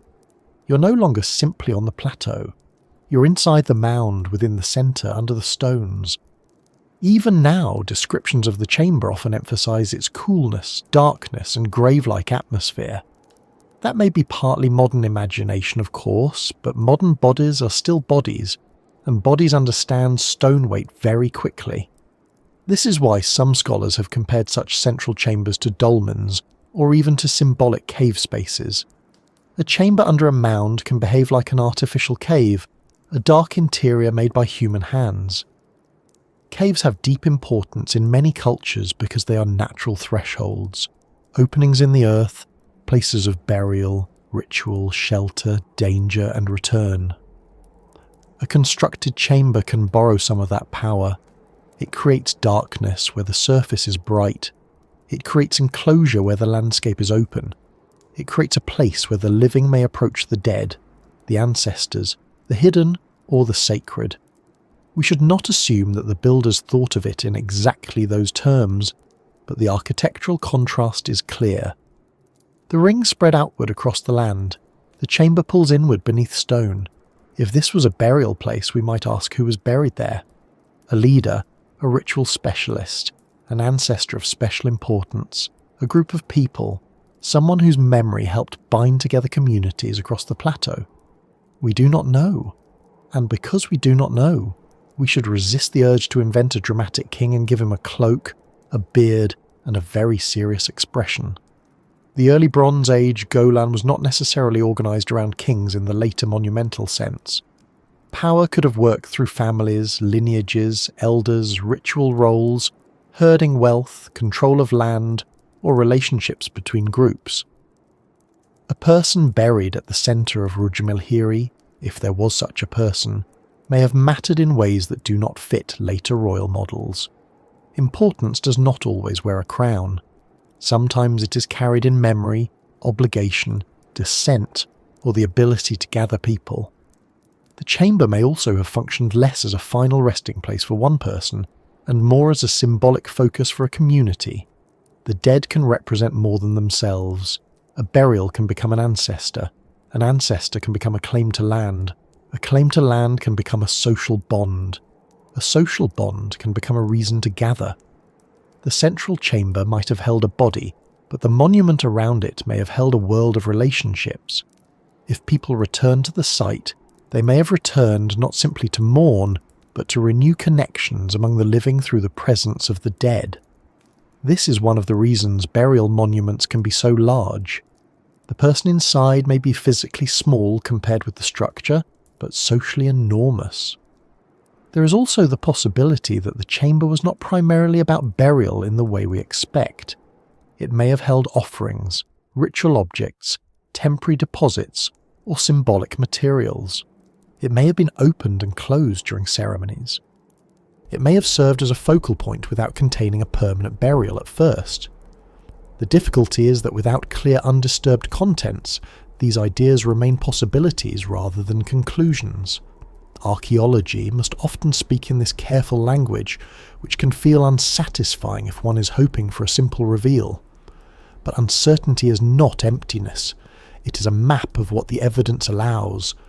The chamber tells us that the centre mattered. It tells us that hidden space mattered. It tells us that the monument was not only about what could be seen from outside. It does not tell us exactly what happened there, and that missing detail is where the mystery breathes.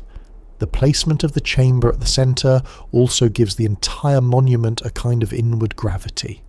Circles are powerful forms because they create relationships between centre and edge. Everything around the circumference is equally connected to the middle, at least in principle. A central chamber inside nested rings may have structured a worldview in stone. Perhaps the centre represented ancestors, death, origin, authority, or a sacred point. Perhaps the rings represented different zones of access, different groups, or stages of approach. Perhaps people moved through them during ceremonies, stopping at certain points, entering only when permitted, circling rather than crossing directly. Or perhaps the walls were not meant for processions at all, and their meaning was visual, territorial, or symbolic. The form invites interpretation because it feels deliberate, but the exact rules of that form are lost. This is one of the quiet frustrations of studying prehistoric architecture. A door tells us where movement was possible, but not who was allowed to pass. A wall tells us that space was divided, but not what the division meant. A chamber tells us something was enclosed, but not whether it was feared, honoured, protected, or simply stored there because someone needed a safe place, and stone was available. Context helps, but context is partial. At Rujm el-Hiri, the central chamber must be interpreted together with the rings, the plateau, the surrounding dolmens, the lack of domestic occupation, and the broader regional pattern of stone monuments. None of those pieces alone solves the site. Together they suggest a place of unusual importance, likely connected to ritual, burial, gathering, or social memory. But the final word remains just out of reach. It may help to picture the chamber not as an answer box, but as a pressure point. The entire monument presses meaning toward it. Whether the chamber was part of the first design or added later, it changed how the site worked. If it came later, then later people looked at the old rings and chose the centre for a reason. That choice tells us the old monument still mattered. It was not abandoned as meaningless debris. It had enough presence to attract a new act of construction or burial. If the chamber was original, then the builders planned the entire massive structure around a hidden interior, which makes the monument even more focused and intentional. Either way, the centre is not incidental. It is where the structure becomes most intimate. There is something almost moving about that contrast. The outer rings are public in scale. They can be mapped, measured, seen from above and described in large numbers. 150 metres, 40,000 tons, tens of thousands of stones. The chamber is different. It is small, dark, and bodily. A person must physically enter or look inside. It brings the monument down from landscape scale to human scale. It reminds us that the largest ancient structures often turn around very small spaces. A burial chamber, a shrine, a hearth, a standing stone, a sealed deposit, a narrow passage, a place where only a few people could fit. Huge effort, tiny centre. That pattern appears again and again because meaning does not require a large room. It requires attention. Attention may have been the real resource gathered at the centre. A community could move stones, build rings, define entrances, and raise a cairn. But the purpose of all that labour may have been to make people look, move, and feel in a particular way. Monumental architecture works on the body. It slows you down. It directs your path. It makes you aware of boundaries. It tells you that certain spaces are ordinary and others are not.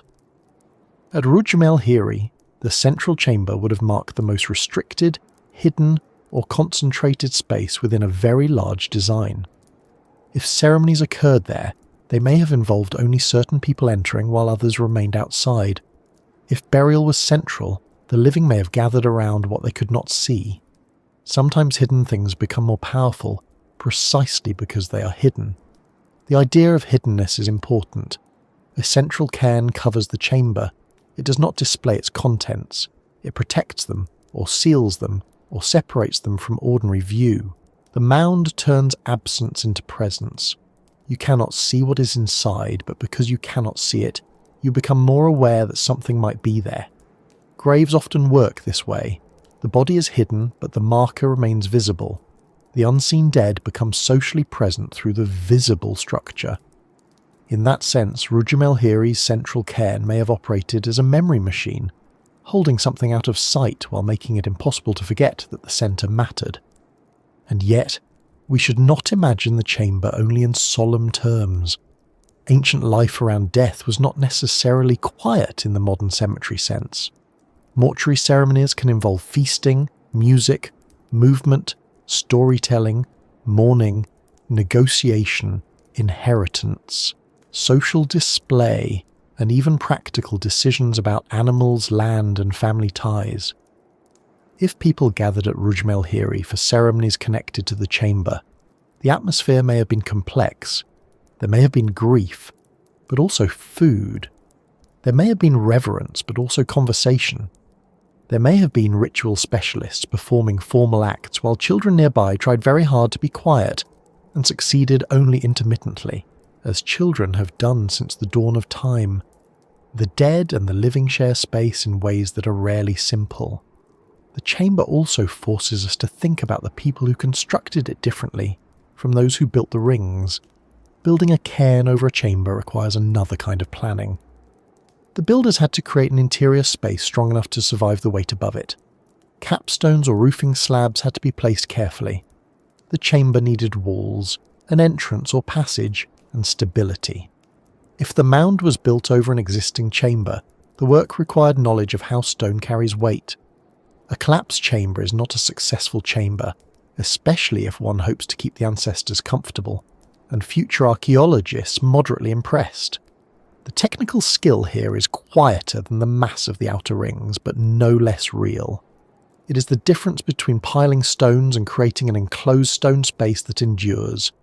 The fact that the chamber is within a cairn also means it was not necessarily easy to access once completed. Some burial chambers were sealed. Others could be reopened for later burials or ceremonies. We do not know exactly how access worked at Rujm el-Hiri over time, but the possibility of restricted access adds to the layered nature of the monument. The outer rings may have been visible to all. The inner areas may have been entered by some. The chamber may have been known to fewer still. Architecture can create social hierarchy without saying a word. Where you are allowed to stand tells you who you are in relation to the group. The centre may have been not only physically central, but socially selective. This brings us back to the larger question of what the monument was doing in the landscape. If Rujm el-Hiri was a place where dispersed groups gathered, the central chamber may have provided an ancestral or sacred focus that made those gatherings legitimate. If it was a territorial marker, the burial of an important ancestor could have anchored claims to the land. If it was a ritual centre, the chamber may have represented a passage between worlds, a place where offerings or memory connected the living community to forces beyond ordinary life. If it was reused over time, then each later act at the centre added another layer to the monument's authority. None of these possibilities excludes the others. In fact, they may have strengthened each other. The most tempting thing would be to say, this was a tomb, and let the matter rest. But Rujm el-Hiri does not let us rest quite that easily. The chamber is central, yes.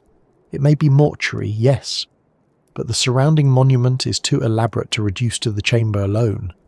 The rings are not just packaging, they are part of the statement.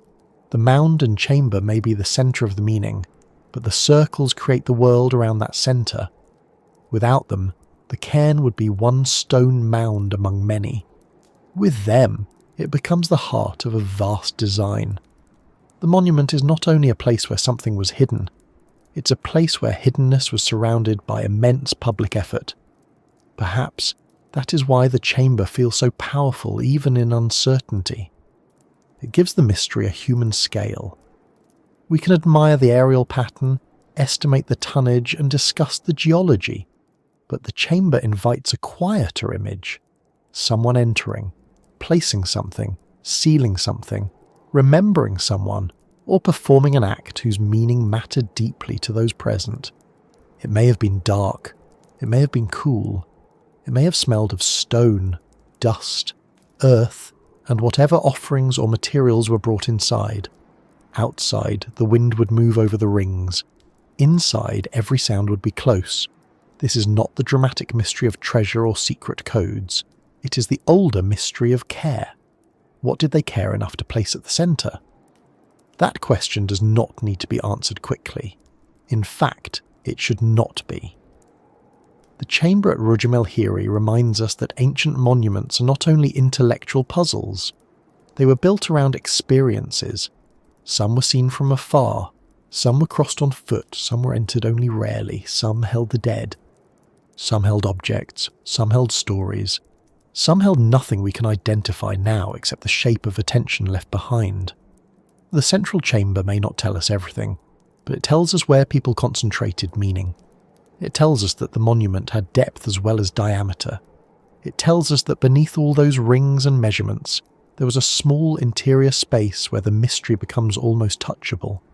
And once we have stood for a while with that dark centre in mind, the eye naturally moves outward again. The chamber may have held the deepest silence, but the rings around it still face the sky. Entrances cut through the walls. Lines appear to point in certain directions. Earlier researchers looked at those openings and wondered whether the builders were not only thinking about the dead, or the land, or the community, but also watching the heavens. For a long time, the Great Wheel of Basalt was imagined as a kind of ancient calendar, a place where sunrise, solstice, season and stone might have met in careful alignment. That idea is beautiful, and for many years it seemed to offer a satisfying way to understand the structure. But as with so much at Rujm el-Hiri, the closer one looks, the less willing the stones are to behave like a simple answer. For a long time, one of the most appealing ideas about Rujm el-Hiri was that it might have been built to watch the heavens. It is not hard to see why. A vast circular monument standing in an open landscape, with entrances cut through stone rings and a central mound resting in the middle, almost invites the eye upward. The shape feels as if it ought to be connected to the sun, the moon, the seasons, or some slow celestial rhythm.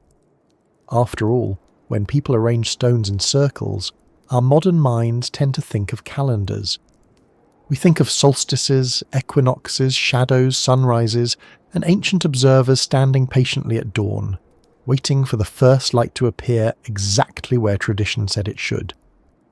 It is a very attractive picture. It gives the monument a purpose that feels both practical and meaningful. It lets us imagine the builders not only as movers of stone, but as careful watchers of the sky. And that is not a foolish instinct. Ancient people did watch the sky. They had to.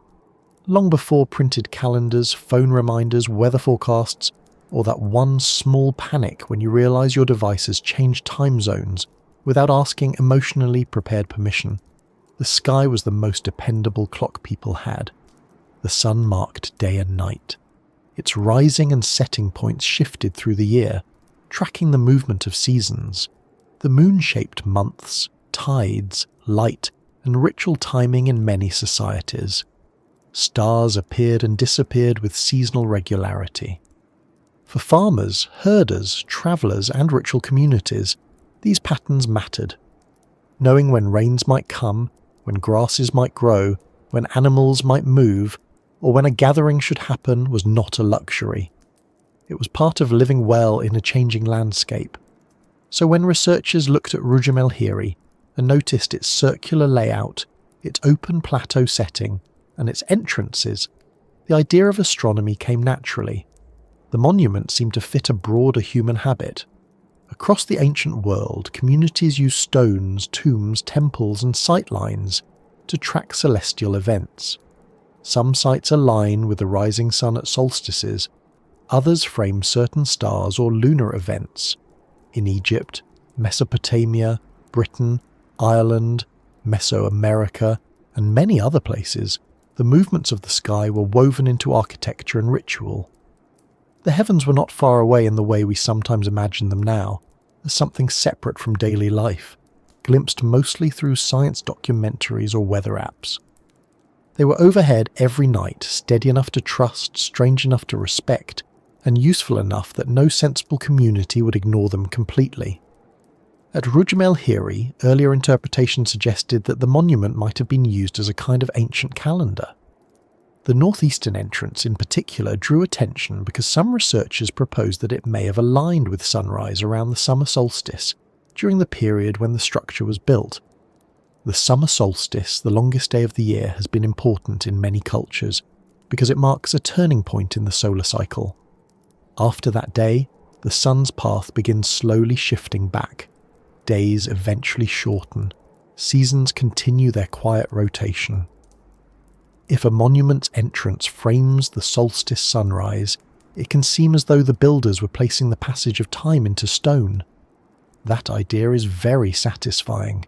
It gives the monument a clean and elegant role. Every year, light returns to the entrance, people gather, the calendar resets, and the basalt circle confirms that the world is still turning properly. Very reassuring, especially if one has moved 40,000 tons of stone and would like the universe to cooperate. The difficulty is that attractive ideas are not always correct. Archaeology has to be patient with beauty. A theory can be beautiful, plausible, and still not fully supported. The sky calendar interpretation of Rujm el-Hiri depended on whether the alignments we see today match the alignments the builders intended thousands of years ago. And this is where the stones begin to misbehave, though very slowly, in the way geological things misbehave when no one is watching. The Earth is not perfectly still. Landscapes shift.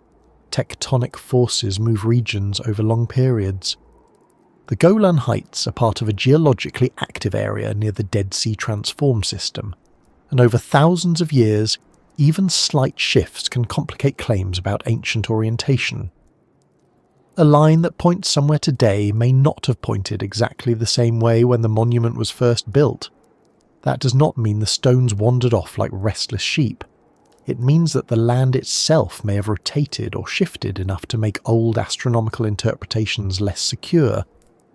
Newer studies have therefore challenged the idea that Rujm el-Hiri functioned as a precise astronomical observatory. Researchers examining the site's orientation, landscape movement, and surrounding structures have argued that the monument's current alignments cannot simply be projected backward with confidence. If the site rotated over time, then an entrance that now appears to face a significant sunrise may not have done so originally, or an alignment that once existed may no longer appear where we expect it. This makes the old solar interpretation much harder to prove. It is a little like trying to use an old compass after someone has quietly rotated the entire table. You may still be pointing at something, but you need to be very careful before announcing that you have found true north destiny and the reason everyone carried basalt. That does not mean the builders had no interest in the sky. This distinction is important. Saying that Rujm el-Hiri was probably not a precise observatory is not the same as saying the sky did not matter there. Ancient sky watching could be formal or informal, exact or symbolic, practical or ceremonial. A place might be associated with sunrise, seasonal gatherings, moonlit rituals, or star patterns without being an astronomical instrument in the strict sense. We should not imagine ancient builders sitting down with our modern categories, checking one box labelled calendar, another labelled temple, another labelled tomb, and perhaps a final box labelled confuse future researchers. Their relationship with the sky may have been part of a larger way of understanding land, time, animals, death, memory, and community. The heavens may have mattered even if the walls were not built as a precise measuring device. Still, the calendar idea deserves respect because it points to something real about ancient life. Seasonal timing was crucial. On the Golan Heights, as in many regions, the year would have brought changes in rainfall, vegetation, grazing, temperature, and movement. Pastoral groups needed to know when to move animals, where grazing would be available, and when seasonal gatherings might be possible. Agricultural communities needed to track planting and harvest cycles. Rituals, marriages, exchanges, and burial commemorations might all have been tied to particular times of year. The sun's annual pattern was one of the most reliable ways to organise these things. A monument could help mark time not necessarily by functioning like a scientific observatory, but by becoming a place people visited at regular moments in the seasonal cycle. The calendar may have lived in practice more than in geometry. Imagine a community returning to Rujm el-Hiri at a certain time each year. They may not have needed the entrance to align perfectly with the solstice sunrise. They may have known the season from many signs: the length of the day, the condition of the grasses, the behaviour of animals, the position of familiar stars, the feel of the air, the memory of previous gatherings. When they arrived, the monument itself could have confirmed that rhythm. It stood where it always stood, made of stone that outlasted weather and generations. People could gather within or around the rings, perform ceremonies, settle matters, exchange goods, remember the dead, or mark the turning of the year. The sky would still be overhead, present and important, even if no single wall was functioning as a perfect celestial pointer. The problem with ancient astronomy is that the sky offers many possible alignments, and stone monuments often have many lines. If you have enough walls, entrances, corners, mounds, gaps, and sightlines, some of them may appear to point towards something meaningful simply by chance. The sun rises somewhere every day. The moon has complex cycles. Stars appear across many positions. A line through a structure can usually be extended until it meets something interesting, especially if one is determined and has had enough coffee. This does not mean all alignments are imaginary. Many ancient sites truly were planned around celestial events, but careful evidence is needed. The alignment must make sense in the original date, original landscape, and cultural context. It should not depend on modern enthusiasm alone. Otherwise, archaeology risks becoming a very elaborate version of connecting dots in the sky, and then insisting the dots have always admired our theory. At Rujm el-Hiri, the uncertainty becomes even stronger because the monument is not a perfect geometric instrument. Its walls are thick, uneven, and partly disturbed. Some rings are incomplete. Entrances and radial walls do not create a simple symmetrical plan. The site has undergone damage, reuse, and weathering. The central cairn may belong to a different phase than the outer rings. All of this makes it difficult to say which line exactly the builders intended someone to use for sighting the sun or stars. Were they meant to stand at the centre and look through an entrance, at the edge and look toward the centre, along a wall, through a gap that no longer exists clearly, at a sunrise that may have shifted in relation to the structure? Without strong contextual evidence, the sky can become a tempting but slippery answer, and yet there is still something understandable about looking upward from that site. The plateau is open, the horizon matters, the monument is circular. People living there would have experienced the sky as a daily presence. The night sky thousands of years ago, before electric lights, would have been far brighter than most of us are used to seeing. The Milky Way would have stretched overhead with a clarity that modern city dwellers rarely encounter unless they travel far from streetlights and remember usually too late to bring a warm jacket. Stars would not have been background decoration. They would have been familiar. Their seasonal return may have been part of storytelling, navigation, herding, ritual timing, and simple human wonder. Even if Rujm el-Hiri was not an observatory, the people who built it lived under a sky that shaped how time was understood. This is one of the subtler lessons of the site. We do not have to choose between a purely practical monument and a purely astronomical one. A place can be tied to the heavens without being designed as a machine for measuring them. A burial place can face a meaningful direction. A gathering place can be used at seasonal turning points. A territorial marker can also connect a group to the sun, moon, or ancestors. A monument can be built around a central chamber and still be approached at dawn or dusk in ways that matter. The difficulty is that modern explanation wants a label, while ancient practice may have been layered. The stones might have spoken to the sky, but perhaps not in the clear sentences we once hoped to translate. There is also the question of how ancient people thought about sky and land together. Today we often separate them. Astronomy belongs to science, land belongs to geography, burial belongs to archaeology, ceremony belongs to religion, herding belongs to economy. But in ancient communities these divisions may not have existed in the same way. The sky could tell time, time could organise movement, movement could bring people to a monument, the monument could hold ancestors, ancestors could legitimise land, land could sustain animals, animals could sustain families, families could gather under the sky, everything connected. In such a world, an opening towards sunrise might not mean observatory in our sense. It might mean the right way to enter, the right season to gather, the right direction for the dead, or the right relationship between community and cosmos. If the astronomical interpretation has become less certain, that uncertainty may actually bring us closer to the ancient experience rather than farther away. A precise observatory gives the site a technical function, which can be useful, but it may also narrow the imagination too much.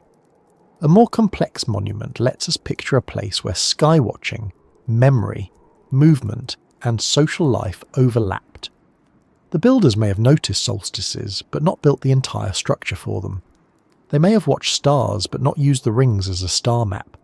They may have chosen the site partly because of its horizon, but also because of water, roots, older traditions, or the symbolic power of the basalt landscape. The sky may have been one voice in a larger conversation, not the only speaker. There is a gentle irony in the phrase, "the stones seem to speak to the sky." Stones, of course, do not speak. They are excellent at silence, but humans make stones speak by placing them in meaningful ways. A wall can say, "keep out." A cairn can say, "remember." A path can say, "come this way." A standing stone can say, "stop here, look there, gather now." The question at Rujm el-Hiri is not whether the stones literally communicated with the heavens, but whether their placement created a relationship between people, land, and sky. Earlier researchers thought that relationship might be a precise calendar alignment. Newer work has made that specific claim doubtful, but the larger relationship remains possible. The monument still stands under the same cycle of light and darkness, still receives sunrise and sunset, still casts shadows, still changes with the seasons. Even if it did not measure the sky, it certainly lived beneath it. To imagine that ancient experience, think of arriving before dawn. The plateau is dark, the stones colder than the air, the rings visible only as low masses and darker shapes against the ground. People gather quietly, perhaps not in perfect silence, because human groups rarely manage that for long, but with a sense that the hour matters. The horizon begins to brighten, the first birds or animals stir. The central mound slowly separates from the darkness. Then the sun rises, not necessarily through some exact architectural slot, but across the open land, touching the basalt, warming the walls, revealing the rings one by one. In that moment, the sky does not need mathematical precision to feel significant. It is enough that the day returns, that the place becomes visible, that people are there together at a time chosen by memory and tradition. Or imagine the monument at night. The rings are low enough that the sky dominates everything. Stars overhead, dark stones underfoot, the central cairn rising as a shadow. If ceremonies took place after sunset, firelight might have changed the entire structure. Flames would make basalt surfaces appear and vanish. Shadows would move along the walls. People standing at different distances might see only parts of the rings. The central mound would seem nearer or farther depending on light. The heavens above would be bright, but the monument itself would be experienced through movement, sound, and restricted vision. An astronomical site does not have to be a neat daytime instrument. It can also be a nighttime place of gathering, story, and orientation. Again, we cannot prove this happened, but the possibility reminds us that the sky was not only something measured, it was something lived under. The modern debate over Rujm el-Hiri's astronomical role also shows how archaeological interpretation changes over time. A first generation of researchers sees alignments and proposes a calendar. Later researchers bring new methods, new geological models, remote sensing, and broader regional comparisons, and the old idea weakens. This can feel like losing an answer, but it is actually how knowledge improves. Good archaeology is not loyal to a theory simply because it is charming. It tests, adjusts, and sometimes lets go. The monument remains the same, but our questions become better, instead of asking only, which sunrise does this entrance point to? We begin asking, how has the site moved? What other structures surround it? Is it part of a regional pattern? What kinds of social or ritual life could explain the design? How did people use this landscape across generations? A less simple answer can be a richer one. There is also comfort in admitting that the builders may have understood the sky in ways we cannot reconstruct. We can calculate ancient sunrise positions. We can model lunar standstills and star risings. We can measure wall orientations to degrees and minutes, but we cannot easily recover the stories attached to those observations. A star might have marked a season, but also an ancestor, an animal, a myth, a warning, or a promise. A sunrise might have meant warmth and timekeeping, but also renewal, obligation, or the return of a gathering. Numbers can tell us where the sun appeared. They cannot tell us what people felt when it did. That is not a weakness of science. It is simply the boundary between measurement and meaning. The Rujm el-Hiri debate therefore becomes a useful reminder not to flatten ancient intelligence into either superstition or modern science. The builders were not primitive astronomers in the childish sense, guessing at things without skill. Nor were they modern observatory engineers wearing Bronze Age sandals and secretly longing for a spreadsheet. They were people who knew their own world deeply. Their knowledge was practical, social, seasonal, and probably spiritual in ways that were interwoven. They may have watched the sky because it mattered for animals and crops. They may have built stone circles because those forms carried inherited significance. They may have gathered at particular times because those times had been taught, remembered, and confirmed by land and sky together. Their intelligence does not need to match our categories in order to be real, and perhaps this is why the old astronomical theory remains so hard to abandon emotionally, even if the evidence has become uncertain. It gives us an image of connection. People on Earth, stones under hand, sun on horizon, seasons turning, community gathered. That image may still be partly true, even if the specific alignment is not. Rujm el-Hiri may not have been a calendar in the strict sense, but it may still have been a place where time was made visible through return. People could return to the monument when certain signs appeared in the world. They could remember who had come before. They could stand inside the rings and see the same horizon their elders saw. In that sense, the monument did not need to calculate the year. It could hold the year socially, through repeated human practice. The phrase, "when the stones seem to speak to the sky," can also be read in the past tense. They seem to us. Modern observers looked at the stones and heard a possible message. Then newer evidence made that message less certain. This is not failure. It is interpretation becoming more careful. The stones did not change their speech. We changed how confidently we translated it. At first we may have heard, "We are an observatory." Now we hear something quieter, less definite. We stood under the sky, and the sky mattered, but not perhaps in the way you think. That is a less tidy message, but a more honest one. As we move away from the astronomical question, the site does not become empty. Instead, other possibilities grow stronger. If Rujm el-Hiri was not primarily a sky calendar, then what was it? A burial monument, a ritual centre, a gathering place, a territorial marker, a place where all of these functions overlapped. The central chamber brings us back to the dead. The rings bring us back to movement and gathering. The enormous labour brings us back to community. The wider landscape of dolmens and circular structures brings us back to regional traditions. Each possible explanation catches some part of the truth and leaves another part outside its wall. That may be the most useful way to proceed, not by asking which single label wins, but by looking at how each theory helps and where each one fails. A tomb explains the chamber, but not necessarily the vast rings. A calendar explains the circle and entrances, but struggles with newer orientation studies. A temple explains the labour and specialness, but risks using a familiar word for an unfamiliar practice. A meeting place explains the scale and openness, but leaves the central mound mysterious. A territorial marker explains visibility and permanence, but may not account for the inner structure. Rujm el-Hiri sits among these explanations like a stone in the middle of several paths, letting each path approach it, and none pass through without difficulty. So the sky remains part of the story, but it is no longer the whole story.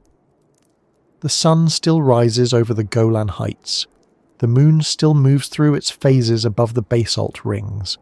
Stars still cross the night where ancient people once looked upward with eyes better adjusted to darkness than ours usually are. The monument still receives light, shadow, season, and weather. But if it once spoke to the sky, it spoke in a language mixed with other concerns: death, memory, land, labour, gathering, and identity. The next step is to listen to those other possibilities without forcing them into competition too quickly, because the answer may not be one word at all.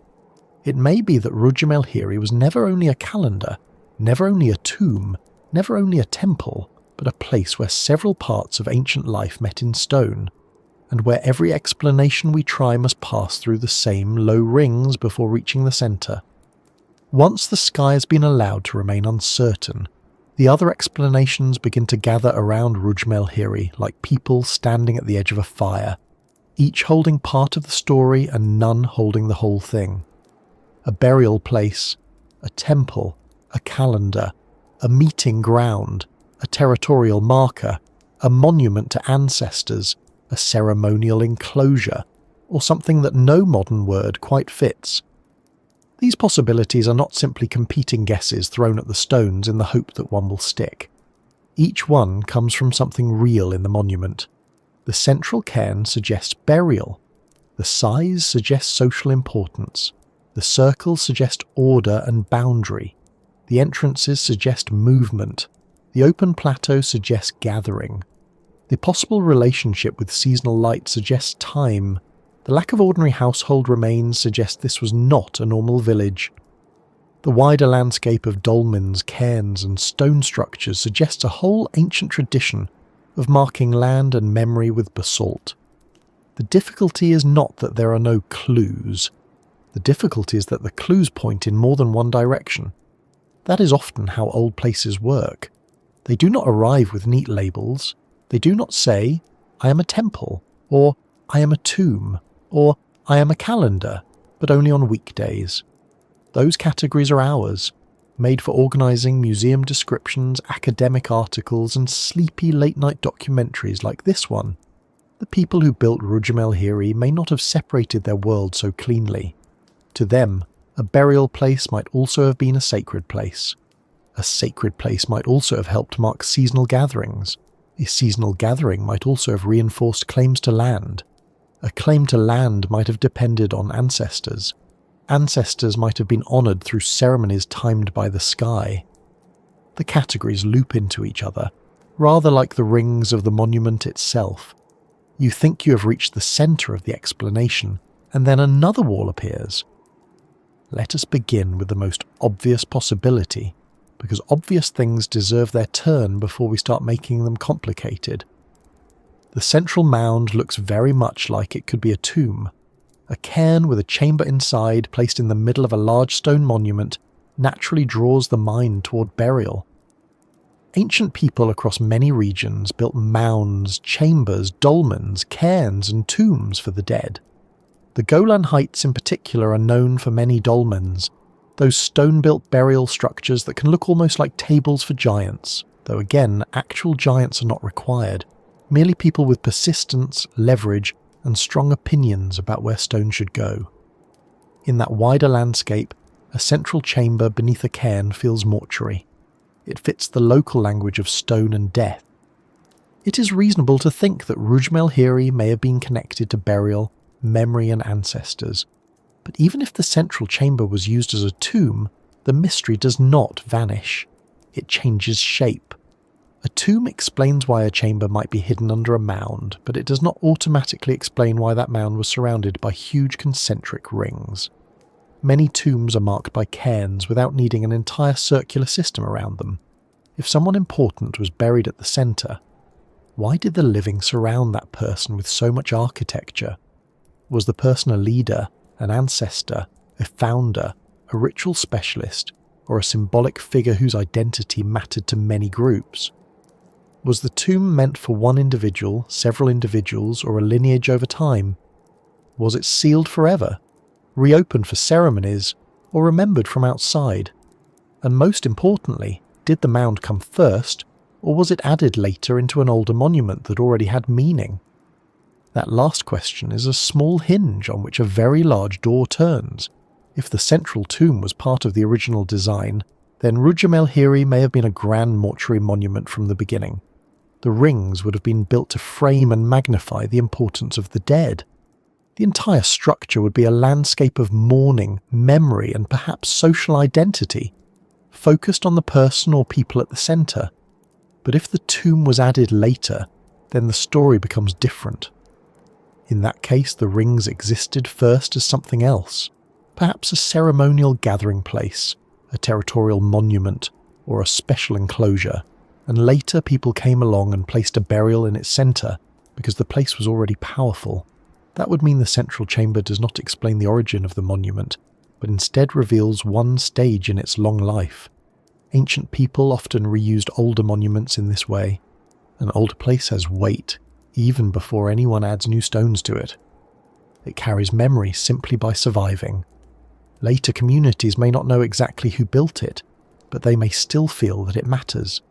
They may place burials there, perform ceremonies there, tell stories about it, or connect it with ancestors whose real names have long disappeared. This is how ruins become sacred again and again. A place does not need to keep its original meaning to remain meaningful. Sometimes age itself becomes a kind of authority. Rujm el-Hiri may have gone through this process. It may have begun with one purpose and later gathered another, like an old house that becomes a shrine, then a landmark, then a mystery on someone's travel list. The burial theory also raises the question of who had access. If the chamber held the dead, perhaps not everyone entered it. Some people may have gathered in the outer rings, while only certain individuals approached the centre. The rings could have structured levels of closeness, dividing ordinary space from special space, and special space from the most restricted place of all. This kind of controlled access is common in many ritual settings. It does not require high walls or locked doors, it requires shared rules. A low wall can be more powerful than it looks if everyone agrees it should not be crossed casually. Modern life still works this way.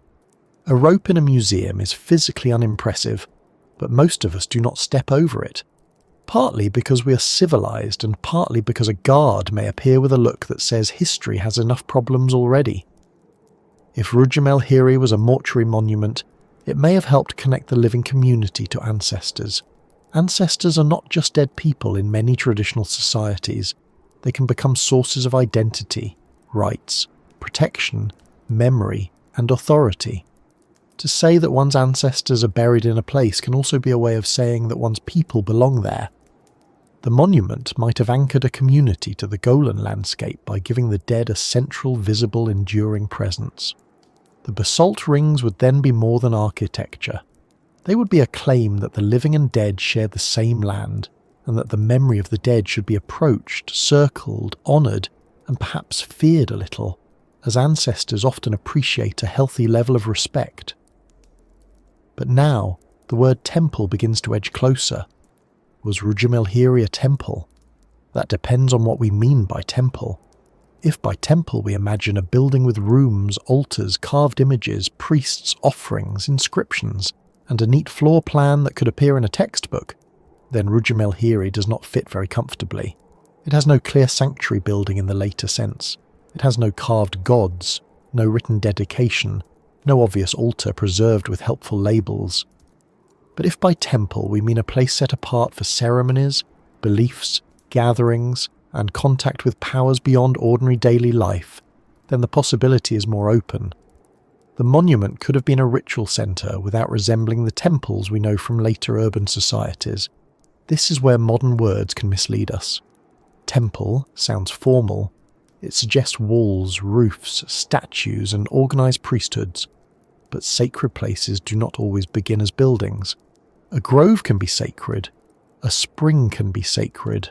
A mountain, a cave, a standing stone, a burial mound, or a circle of walls under the open sky can be sacred. The important thing is not always the architecture itself, but the behaviour attached to it. Did people gather there differently than elsewhere? Did they bring offerings? Did they observe certain rules? Did they mark transitions, deaths, seasons, alliances, or obligations? Did the place carry stories that made it more than ordinary ground? If so, then Rujm el-Hiri may have functioned in a temple-like way, even if it never had a roof or a carved statue to keep future archaeologists comfortable. The lack of domestic remains supports the idea that this was not a normal living site. People do not seem to have occupied the rings as they would a village. There is no rich scatter of everyday household materials telling us that families cooked, slept, repaired tools, raised children, and complained about neighbours there over long periods. That absence matters. It suggests that people came to the site for specific reasons rather than living there continuously. Ritual sites, burial monuments, meeting grounds, and seasonal gathering places can all behave like that archaeologically. They may be visited intensely at certain times and quiet for much of the year. Their importance is not measured by the amount of trash they leave behind, which is fortunate because otherwise some modern kitchens would appear to be among the most sacred spaces on Earth. If Rujm el-Hiri was a ritual centre, what kind of rituals took place there? We do not know. That is a small sentence with a very large shadow. There may have been ceremonies for the dead, seasonal gatherings, offerings connected to animals or fertility, rites marking group identity, initiation, conflict resolution, or events tied to the turning year. People might have walked through the rings in a prescribed way, gathered around the central cairn, remained outside certain walls, watched the sunrise, brought food, recited stories, or performed acts we would not recognize. Ritual can leave surprisingly little behind when it does not involve durable objects. A chant leaves no pottery. A gesture leaves no bone. A rule about who may pass through an entrance leaves no inscription unless someone writes it down, and no one at Rujm el-Hiri appears to have done us that favour. The calendar explanation, as we have seen, is more delicate. Earlier ideas connected the monument with solar alignments, especially possible solstice observations. The thought is appealing because circular monuments and skywatching fit well together in the modern imagination and in many genuine ancient examples. But newer research has made the precise observatory idea uncertain, especially because the monument's orientation may have shifted relative to the landscape over thousands of years. That does not remove time from the picture, it only makes the picture less mechanical. Rujm el-Hiri may not have been a calendar in the sense of a stone instrument carefully tracking a specific sunrise through an entrance. Yet it may still have been connected to seasonal time through repeated gatherings, agricultural or pastoral cycles, and memories tied to the sun, moon, and stars. A calendar does not have to be a device. It can be a practice.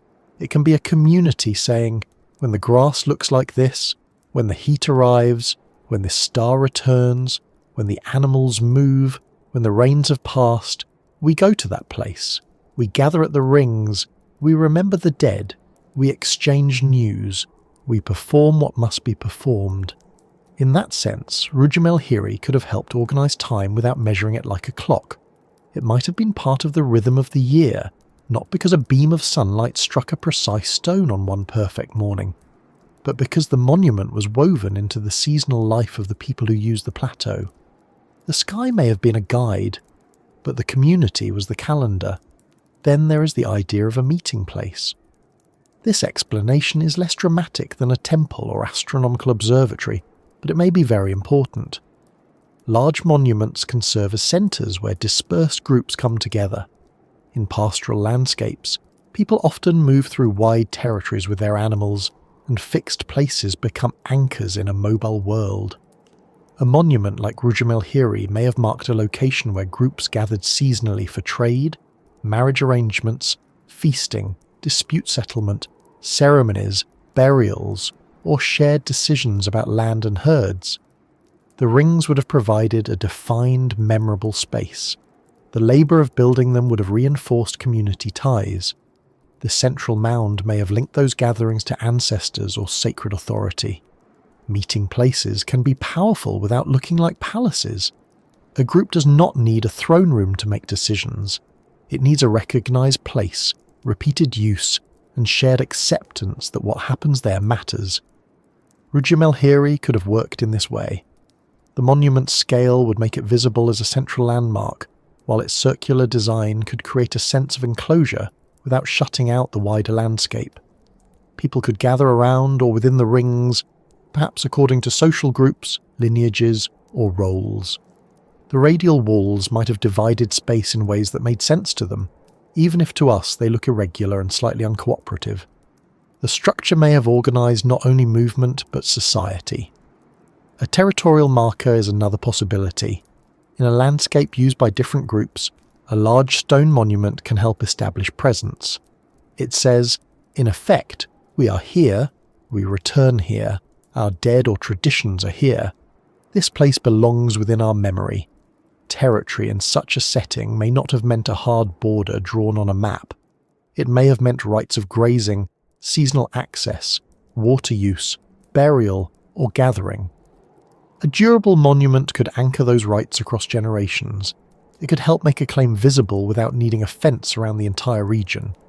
This is especially important in mobile or semi-mobile societies, where people may not live permanently at one site, but still maintain strong connections to particular places. The monument becomes a stone reminder that movement does not mean rootlessness. Yet the territorial explanation also does not solve everything. A marker can be simple. Rujm el-Hiri is not simple. It is layered, circular, central, and labour-intensive. If it marked territory, it likely did so through ritual, memory, and gathering, rather than as a straightforward signpost. It may have said, "This is ours," not through a boundary, but through a place where identity was performed. People may have gathered there to renew relationships with land and ancestors.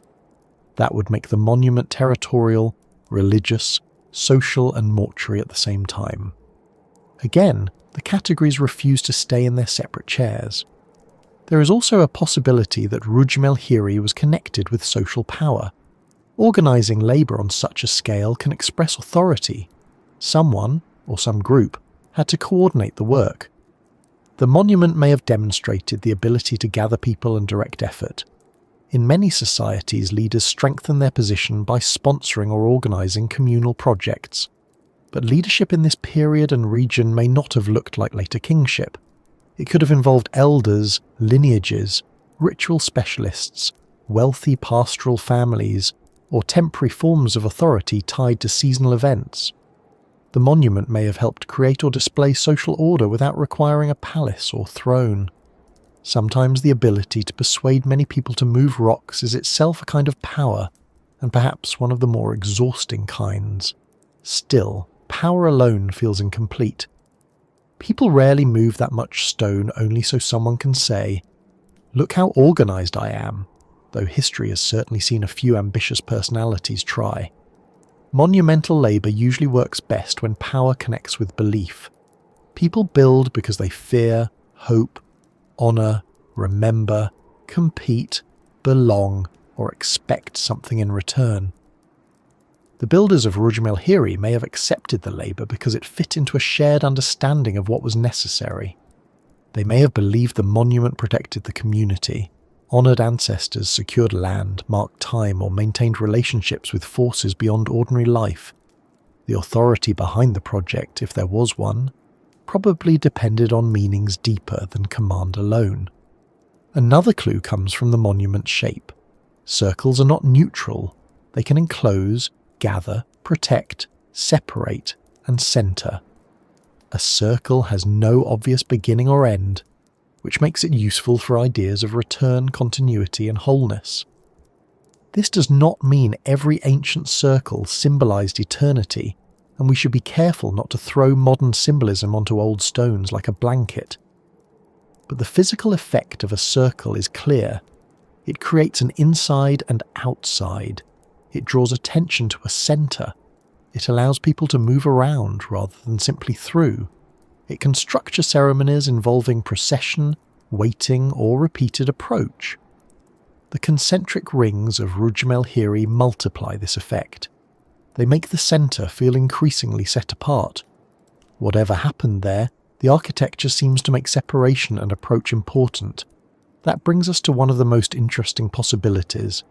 Perhaps the main purpose of Rujm el-Hiri was not one activity, but movement itself. The monument may have been designed to guide how people approached the centre, how they circled, where they stopped, who entered, and who remained outside. In that case, its meaning would not lie only in the chamber or the walls, but in the experience of passing through them. Modern viewers often want a monument to mean something when seen from above, because aerial photographs are so clear. But ancient users may have understood the site through the body, walking, turning, waiting, entering, carrying offerings, following others, hearing voices change as walls interrupted space. The monument's plan may be less a picture than a choreography. That word may sound too graceful for basalt, which is not known for its ballet qualities, but the idea is practical. Architecture directs behaviour. A hallway makes you walk forward. A doorway makes you pause. A courtyard makes you gather. A fence tells you where not to go. Rujm el-Hiri's rings and entrances may have created a sequence of actions whose meaning was understood by those participating. If that is true, then the site's purpose cannot be recovered only by identifying a function like tomb or calendar. We would need to know the actions performed there. The problem is that actions vanish. The stones remain, but the performance is gone. The something else entirely possibility is perhaps the most honest and the most frustrating. Rujm el-Hiri may represent a type of place that does not fit our familiar categories. It may have combined social assembly, mortuary memory, ritual movement, seasonal timing, territorial identity, and cosmological meaning in a form specific to the ancient communities of the Golan. Calling it a tomb may be too narrow. Calling it a temple may be too formal.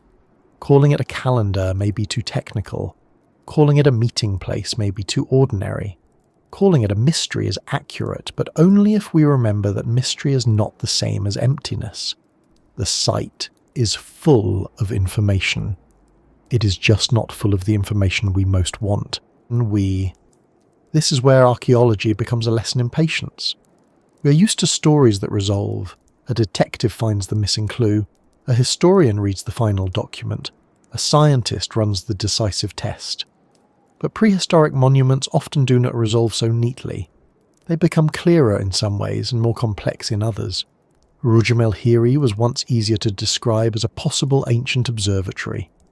Now that explanation is less secure, but the site is more interesting because it belongs to a broader landscape of stone structures and layered use. We lose a simple answer and gain a richer problem. That may not be as satisfying as solving the puzzle, but it is closer to how the past usually behaves. Perhaps the safest conclusion is that Rujm el-Hiri was a special place, deliberately built, repeatedly meaningful, and not domestic in an ordinary sense. It likely involved communal labour and social organisation. It may have been connected to burial or ancestral memory through the central cairn. It may have served as a gathering place for groups moving through or living near the Golan Plateau. It may have had a ritual significance, possibly tied to seasonal rhythms and the sky, though not necessarily as a precise astronomical observatory. It may also have marked identity and territory in a landscape where stone monuments were part of how communities remembered and claimed place. That is not one answer, but it is a strong outline. The monument becomes not a machine with a single function, but a durable centre where several kinds of meaning overlapped. And maybe that overlap is why it lasted in memory long enough for later people to name it, reinterpret it, and surround it with stories.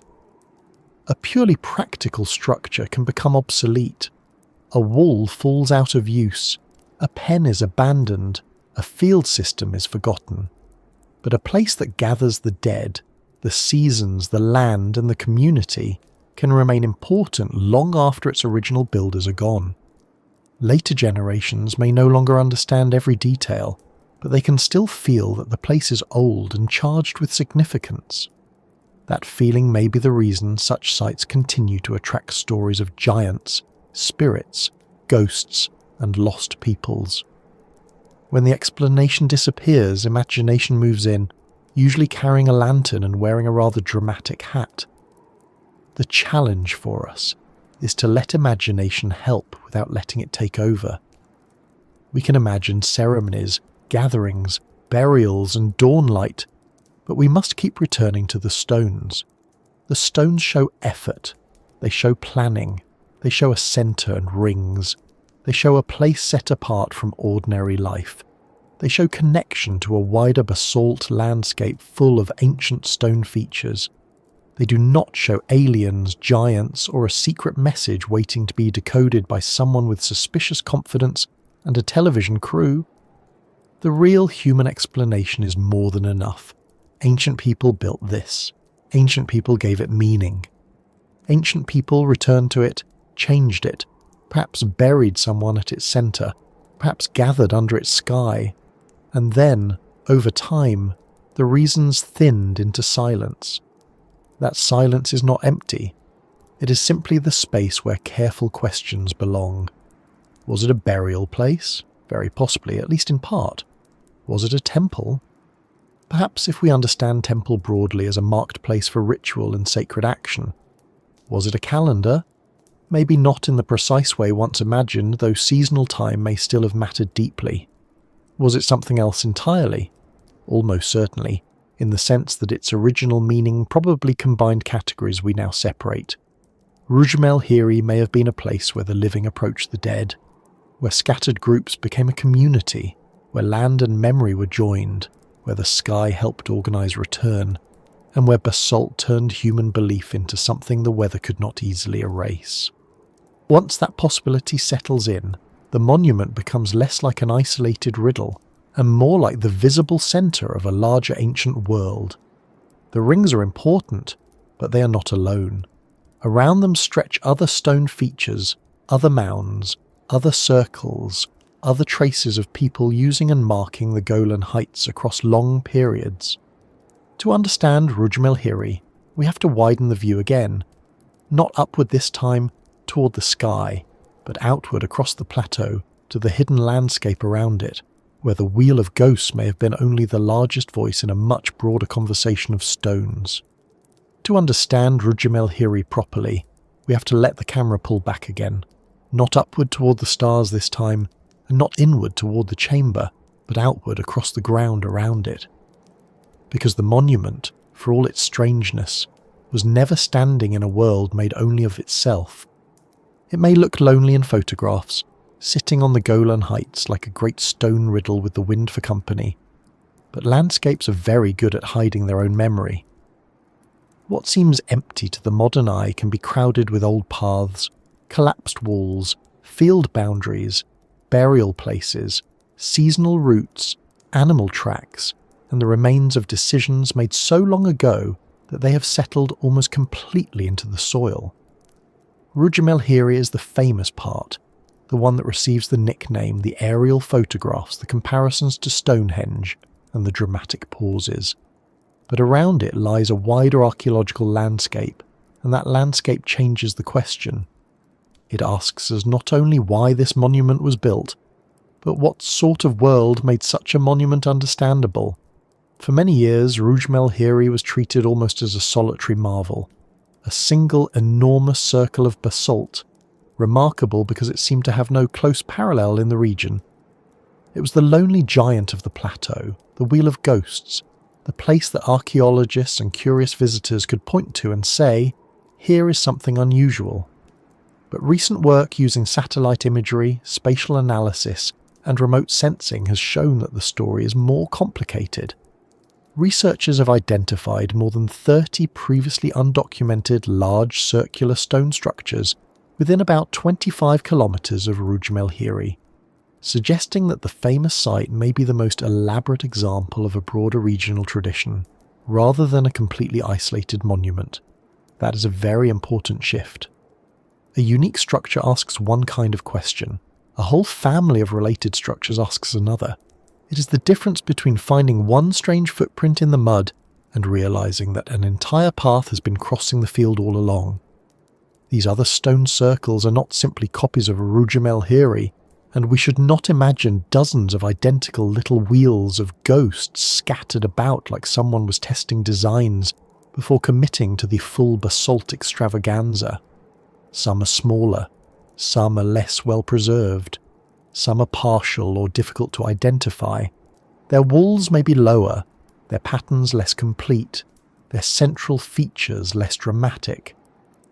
But they share enough architectural features to matter. The recent reassessment describes a regional tradition of large circular basalt structures, often with concentric or radial walls, and often associated with dolmens, tumuli, field systems, and other stone features. That means Rujm el-Hiri was not speaking in a language no one else used. It may have been speaking loudly, beautifully, and at great length, but the language itself may have been shared across the basalt highlands. That changes how we imagine the ancient people of the region. If only one group built one huge monument, we might focus on one extraordinary event or one unusual community. But if many circular stone structures existed across the landscape, then we may be looking at a repeated way of marking place, a tradition, a habit of architecture, a form that made sense to people who moved through this land, buried their dead, managed fields or animals, gathered seasonally, and remembered where they belonged. Rujm el-Hiri may have been special within that tradition, perhaps the largest and most complex example, but it was not necessarily inexplicable to its builders. They may have recognised its form in the same way we recognise a church, a cemetery, a town square, a farm wall, or a monument, even when each example is different. To us, the rings are mysterious. To them, the basic idea may have been familiar. The Golan landscape around Rujm el-Hiri is rich with dolmens, and these matter very much. Dolmens are stone-built tombs, often made with upright slabs supporting a capstone, though their forms vary widely. Some look simple and rough, others are arranged in fields or clusters. They are heavy, quiet structures, and the Golan Heights contain hundreds of them.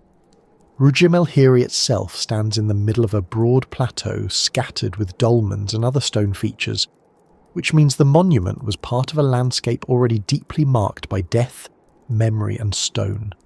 A dolmen is not only a grave, it is a claim that the dead belong somewhere, it fixes memory to a specific point in the land. When many dolmens appear across a landscape, they create a map of ancestral presence, even if we can no longer read the names.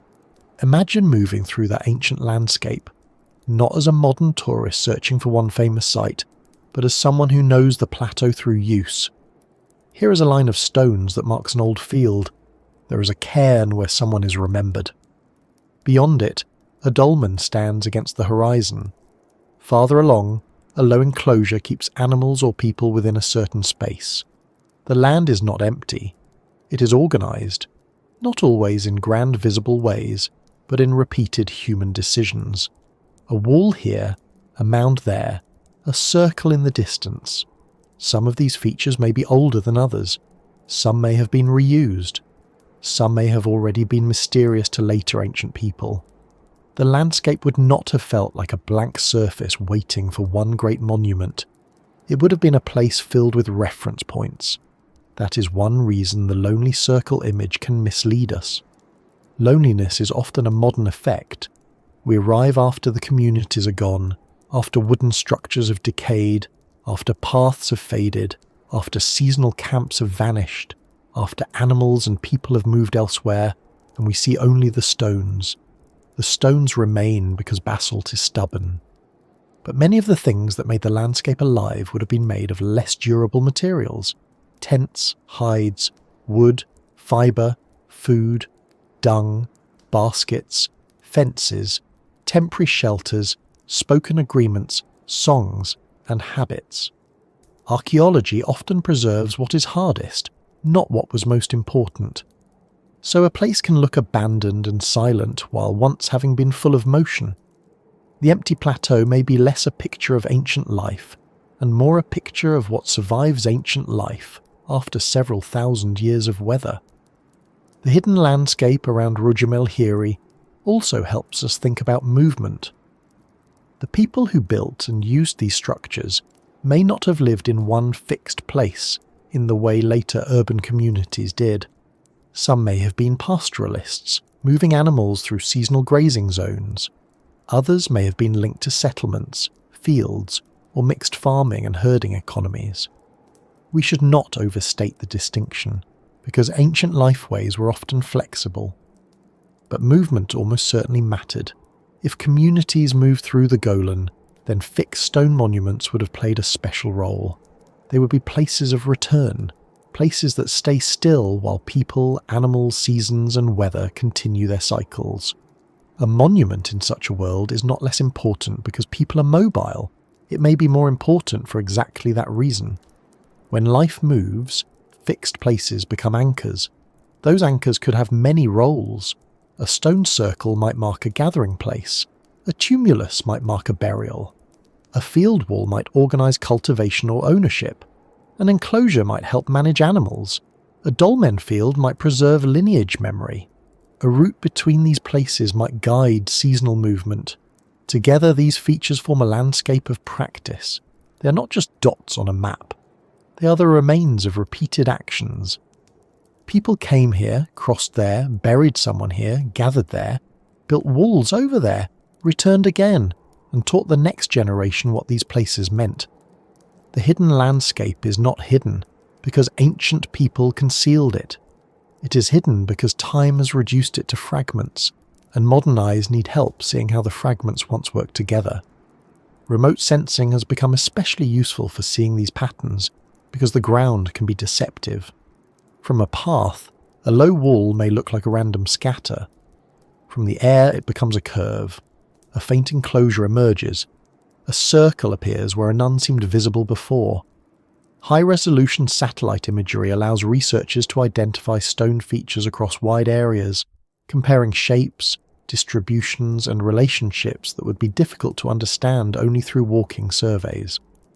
The recent regional reassessment of Rujm el-Hiri used aerial imagery and spatial analysis to place the site within a wider pattern of circular structures and associated archaeological remains. It is a little like looking at an old carpet from too close and seeing only threads, then stepping back and realizing there was a pattern woven into it all along. Of course, technology does not magically solve the meaning. It shows us more, which is not the same as explaining more. Sometimes it makes the mystery bigger. Before, the question was why one enormous circle existed. Now the question becomes why many circular structures existed, why they were built where they were, how they related to dolmens and field systems, and whether they belong to the same period, the same practices, or overlapping traditions across time. The more features we see, the more careful we have to be. Not every circle has the same purpose. Not every wall belongs to the same phase. Some structures may be earlier, some later, some reused, some damaged, some natural shapes mistaken at first for human construction, until checked carefully. The landscape becomes richer, but also more demanding. This is where the idea of landscape archaeology becomes useful. Rather than treating Rujm el-Hiri as an isolated object, landscape archaeology asks how it relates to everything around it: topography, roots, visibility, water, grazing, burial fields, other monuments, and patterns of human movement. A monument is not only what it is made of, it is where it is placed. Its meaning can come from views, approaches, distances, connections, and repeated use. A stone circle near a root may work differently from one hidden in a hollow. A burial mound overlooking grazing land may carry different social meaning from one clustered among many tombs. A central monument surrounded by smaller related sites may act as a regional focus. Place matters because people do not live in diagrams. They live in landscapes. Rujm el-Hiri's position in the central Golan places it within a basalt terrain that is both practical and symbolic. The stones used to build it came from the land itself. This matters because the monument was not only placed on the plateau, it was made out of the plateau. The builders took the local volcanic material and rearranged it into form. Around the site, other basalt structures did the same on smaller scales. Walls, circles, dolmens and cairns all transformed loose or available stone into meaningful architecture. The landscape was not simply occupied, it was reorganized. It was given boundaries, centers, markers, and memory points. When enough of these accumulate, the land itself becomes a record of how communities understood their world. There is a quiet difference between a landscape with ruins and a landscape of ruins. A landscape with ruins has scattered old things in it. A landscape of ruins has old things that relate to one another, even if the relationships are difficult to see. The Golan around Rujm el-Hiri seems increasingly like the second kind. The monument may be one part of a larger network of stone-built features, some associated with burial, some with enclosure, some with fields, some with circular architecture. The recent identification of many related circular structures suggests that Rujm el-Hiri may have functioned as the most monumental example within a wider architectural system. That is a different kind of importance from uniqueness. It is not alone because nothing else resembles it. It is important because it shows a regional pattern at its most ambitious scale. That broader pattern may also help explain why the monument is so large. If circular basalt enclosures were already meaningful in the region, then building the largest or most complex one could have created a central place of special authority. It may have been a gathering point for multiple groups who also use smaller circular structures elsewhere. It may have been tied to a hierarchy of places, with Rujm el-Hiri serving as a major ceremonial or ancestral centre. Or perhaps it was simply the best preserved survivor of a tradition that was once more varied and widespread. Preservation can mislead us. The biggest and strongest structures are more likely to survive and be noticed. Smaller, simpler or more damaged sites may fade until satellite imagery and patient analysis bring them back into view. The dolmen fields around the Golan add another layer. If many stone tombs surrounded or occupied the wider region, then death was not hidden away from daily movement. The dead were part of the landscape. People passing through would have seen tombs, cairns and stone markers. They might have known which belonged to which lineage, which were old, which were powerful, which should be avoided, and which required certain acts of respect. Later generations might have known only stories. Still later ones might have forgotten the stories but kept the names. By the time modern researchers arrived, much of the social map had disappeared, leaving behind the physical map. Rujm el-Hiri may have belonged to this mortuary geography, not as a single tomb alone, but as a central point in a landscape where the dead helped organise the living. Field systems and enclosures suggest more than death, though. They suggest work, land use, and possibly management of animals or crops. The recent study notes that the circular structures occur in association with features such as field walls and enclosures, which hints at a landscape shaped by both practical and ceremonial concerns. This mixture is important. It reminds us that ancient sacred landscapes were not necessarily separated from everyday economic life. The same area could hold fields, grazing routes, tombs, gathering places, and ritual centres. People might pass a burial mound on the way to check animals. They might gather near a stone circle after moving herds. They might hold ceremonies at a place also connected to seasonal land rights. Modern categories again begin to blur, which by now should feel familiar and perhaps even comforting, like an old blanket that refuses to fold neatly. Water would have mattered too, though not always in ways that survive clearly. Seasonal pools, springs, drainage lines, and grazing conditions could influence where people moved and gathered.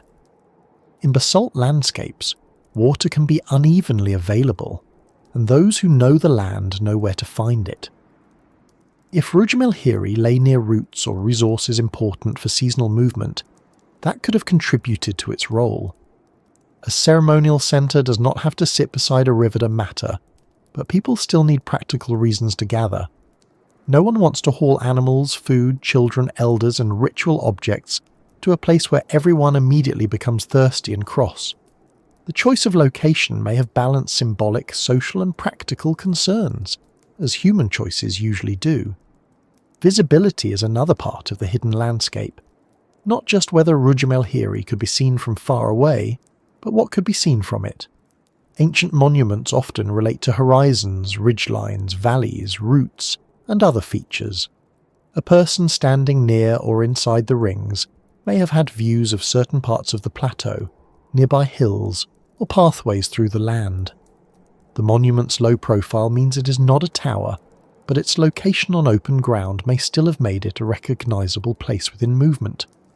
Other circular structures around the region may have occupied their own visibility zones, creating a pattern of marked places across the basalt highlands. To understand such a network, one has to think like someone walking, not only someone looking at a map.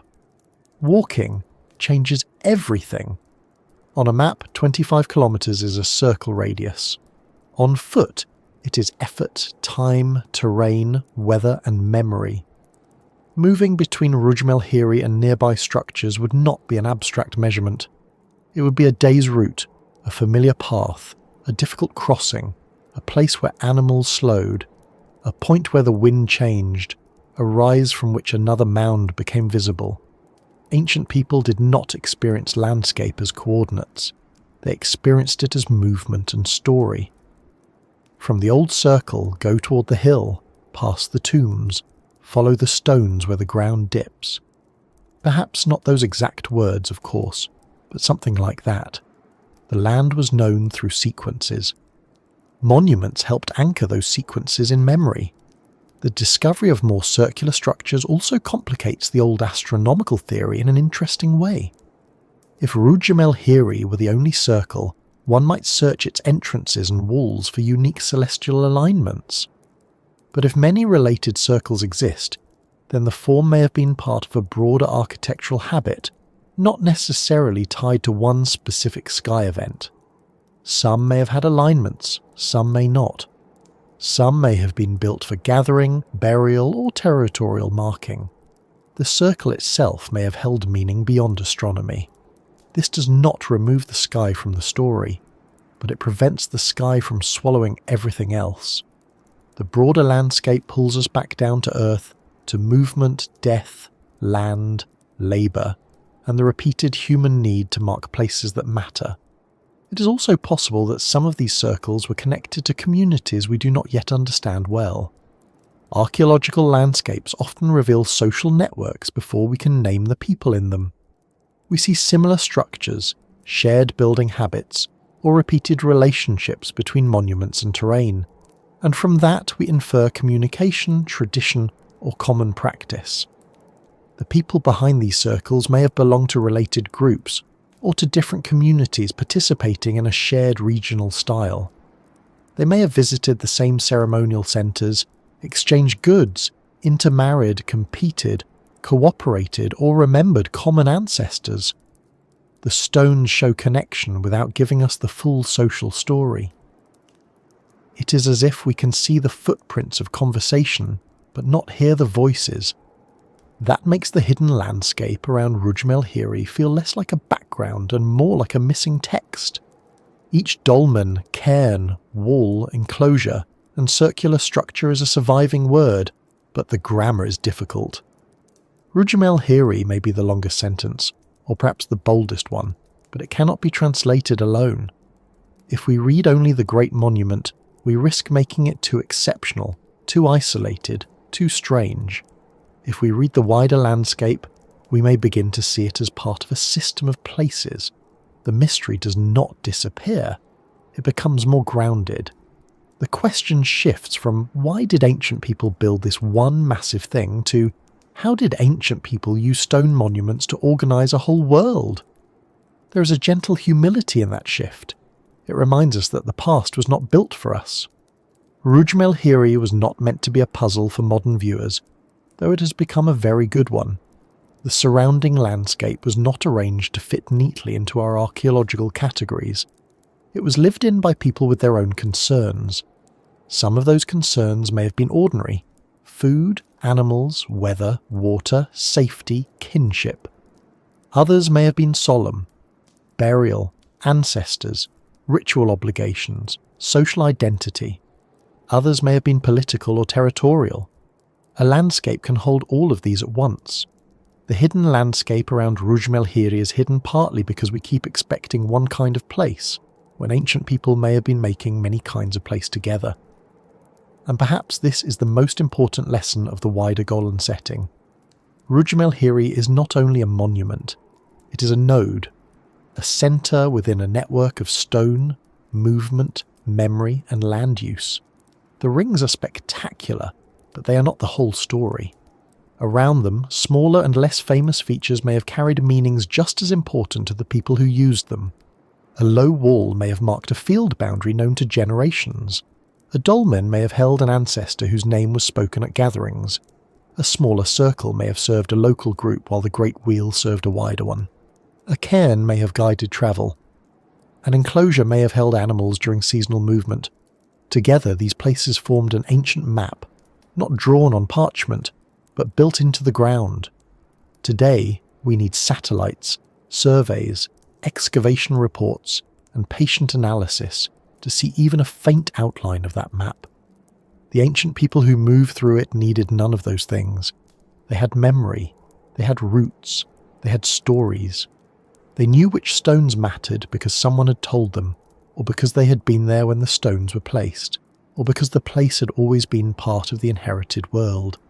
That is the difference between an archaeological landscape and a lived landscape. We reconstruct it. They inhabited it. So when we imagine Rujm el-Hiri now, it may help to imagine not only the great rings, but the surrounding plateau full of quieter signs. Dolmens under the sky, stone heaps on low rises, walls crossing the dark ground, smaller circles nearly lost in the terrain, seasonal paths worn by feet and hooves, people arriving from different directions, not to a lonely monument in an empty world, but to a known place within a landscape already dense with meaning. The Wheel of Ghosts becomes less ghostly in one sense, and more ghostly in another. Less ghostly because it belonged to real patterns of human use. More ghostly because those patterns are still only partly visible, appearing and disappearing like shapes in low evening light. And as that wider view settles into place, the final mystery becomes deeper rather than smaller. Rujm el-Hiri was not alone, yet it still stands out. It belonged to a landscape tradition, yet it remains unusually massive and complex. It may have shared architectural language with nearby circles, yet it speaks with a louder voice. The hidden landscape helps us understand that ancient people were marking the Golan in repeated ways, but it does not tell us exactly why this particular monument became so great, why its rings were built with such scale, why its centre received such attention, or why its memory lasted long enough to become legend. The surrounding stones give Rujm el-Hiri company, but they do not fully explain it. They simply widen the circle of the question, leading us back toward the Great Wheel itself and the stubborn fact that after all the measurements, theories and new discoveries, the monument still refuses to give up its final reason. The more we learn about Rujm el-Hiri, the more it seems to step just slightly out of reach. At first, it looks like the kind of mystery that should have a clean solution. A large ancient stone circle, a central mound, entrances, walls, a dramatic nickname, and a landscape filled with other old remains. Surely if we study it carefully enough, one explanation should rise above the others and settle the matter. It was a tomb, it was a temple, it was a calendar, it was a meeting place. There, done.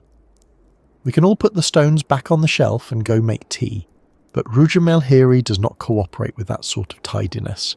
Every answer explains something and leaves something else still standing in the dark. The burial idea explains the central chamber, but not necessarily the huge rings. The calendar idea explains the shape and the skyward feeling, but newer studies make precise astronomical claims difficult. The gathering place idea explains the size and openness, but does not fully explain the hidden centre. The territorial marker idea explains permanence, but not all the inward structure. The ritual centre idea is likely, but broad enough that it can become a basket where every unsolved piece is quietly placed and then not spoken of again. So the Wheel of Ghosts refuses to explain itself because it may never have been one thing. That is one of the simplest and most important possibilities.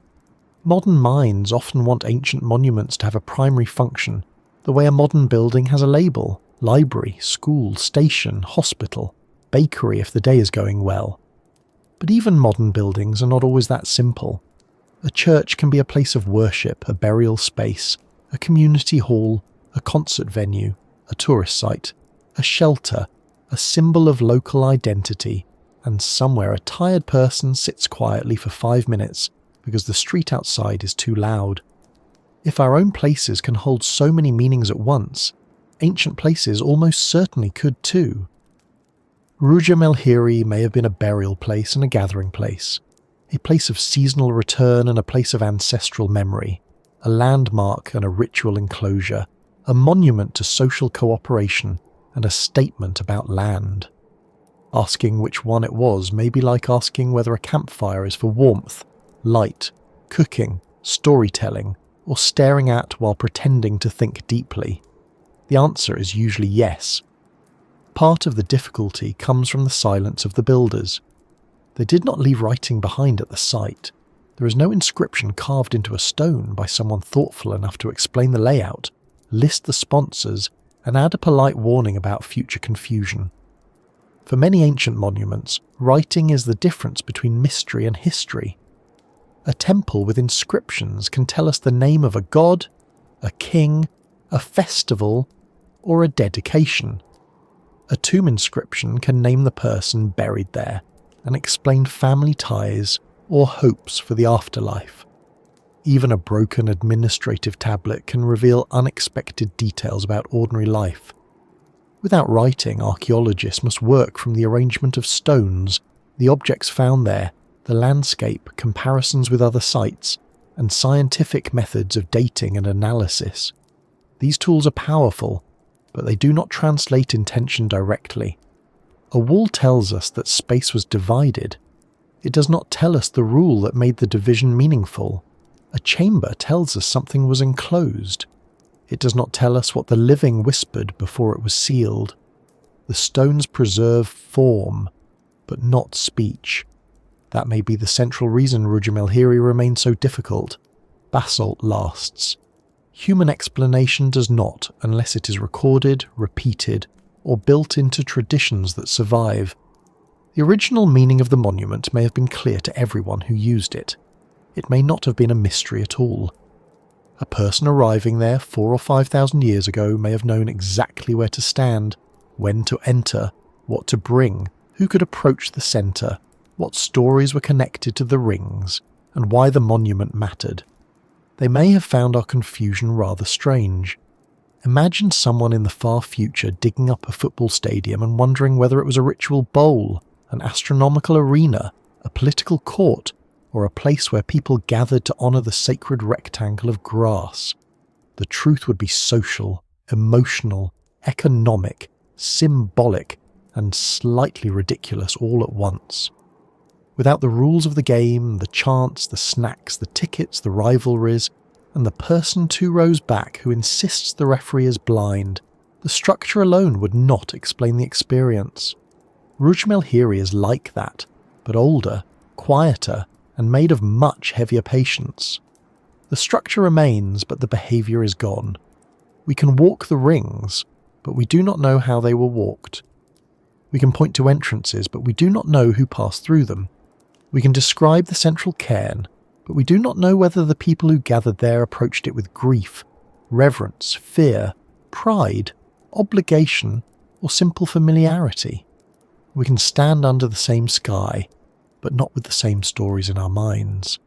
That gap between material survival and human meaning is where the monument keeps its mystery. The disturbance of the central chamber adds another layer. If the chamber once held a burial or offerings, later activity may have removed or scattered the most useful evidence. A disturbed tomb is like a sentence with its key words rubbed away. We can still see that something was written, and sometimes even guess the general subject, but the exact meaning is damaged. If objects were taken, bones moved, or stones shifted, then the context that would have helped explain the chamber may be gone. The monument could have held the very clues we want most, and those clues may have disappeared long before modern archaeology arrived. This is one reason ancient mysteries are rarely solved with a single dramatic discovery. Sometimes the evidence needed for certainty no longer exists. It is not hiding. It is gone. Another reason the Wheel of Ghost resists explanation is that it changed over time, or at least it may have. Many ancient monuments have long lives. They are built, used, altered, repaired, abandoned, rediscovered, reused, renamed, and folded into new stories. A structure that begins as a gathering enclosure might later receive a burial. A tomb might later become a landmark. A sacred place might later be used by people who no longer understand its first purpose, but still feel its power. Rujm el-Hiri may have had phases of construction and use that were separated by generations. The central cairn may not belong to exactly the same moment as the outer rings. The walls may have been modified. Later people may have interacted with the site in ways that changed its meaning. When archaeologists ask what the site was for, the honest answer may be, at which moment? For whom? During which phase of its life? This is a common problem with old places because human beings are not very good at leaving meaningful things alone. We return to them, we repair them, we change them, we reinterpret them, we add our own dead, our own stories, our own fears, our own names. Rujm el-Hiri's later names, including its association with giants and ghosts, show that the site continued to attract imagination after its original meaning faded. People looked at the stones and knew they were old, impressive, and not easily explained. So stories gathered around them. This is not a failure of memory so much as a normal human response to inherited mystery. When explanation thins, legend thickens. The stones become the work of giants, spirits, heroes, or forgotten peoples. The monument becomes less an object and more a question that each generation answers in its own language.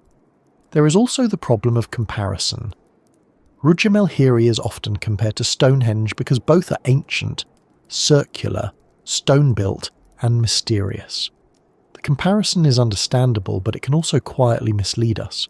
Stonehenge has standing stones, a different landscape, different phases, different materials, and a very different archaeological context.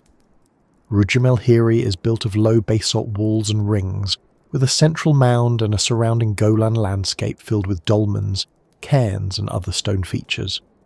Calling it the Stonehenge of the Levant, or Israel's Stonehenge, may help people picture its importance, but it also imports expectations. We start looking for the same kind of sky alignments, the same kind of ceremonial drama, the same kind of monumentality. But Rujm el-Hiri belongs first to its own region. It should be understood through the basalt plateau, the local stone traditions, the nearby dolmen fields, the patterns of movement and settlement around the Golan, and the people who shaped that landscape. It does not need to be someone else's Stonehenge. It is strange enough on its own. The more recent discovery of other circular structures nearby makes this even clearer. Rujm el-Hiri may not be unique in the simple sense once imagined. It may be part of a larger pattern of circular stone architecture across the region. That should help explain it, and in some ways it does. It tells us that the form was not isolated, that ancient communities were repeatedly using circles, walls, cairns, and enclosures in the basalt landscape. But it also makes the mystery broader. If there were many such structures, why were circles important? Did they all have the same purpose? Were they built by related communities? Were some for burial, others for gathering, others for animals, others for ritual? Or did those functions overlap? Was Rujm el-Hiri the central example of a tradition, or simply the largest survivor? More context gives us more understanding, but it also gives us more questions. Archaeology is generous that way. It often rewards curiosity by making the puzzle larger. Still, this wider landscape helps soften the mystery into something more human. Rujm el-Hiri was not a random burst of inexplicable behaviour. It emerged from a world where people already built with stone, marked places, buried the dead, moved through seasonal landscapes, and organised memory across the land. Its builders were not confused wanderers stacking rocks because there was nothing good on television. They were people with social structures, traditions, skills, beliefs, and reasons. The fact that we cannot fully recover those reasons does not make them absent. It only means they were carried in forms that did not survive well. Speech, custom, gesture, ceremony, inherited knowledge, and the shared understanding of a community. This may be the most respectful way to approach the site, not as a bizarre enigma produced by people unlike us, but as a deeply human monument whose meanings have outlived their explanation. Ancient people built it because something about that place, that form, that labour, and that centre mattered. The exact meaning is uncertain, but the fact of meaning is not. No one moves tens of thousands of stones for nothing. No one arranges ring after ring across a plateau simply because the afternoon is free and the rocks look lonely. The monument represents intention. It represents enough shared belief or obligation to bring people together in hard work. It represents a relationship between community and landscape strong enough to become visible in stone. And perhaps Rujm el-Hiri refuses to explain itself because it is asking the wrong kind of question from us. We ask, what was its function? But maybe its function was inseparable from its experience.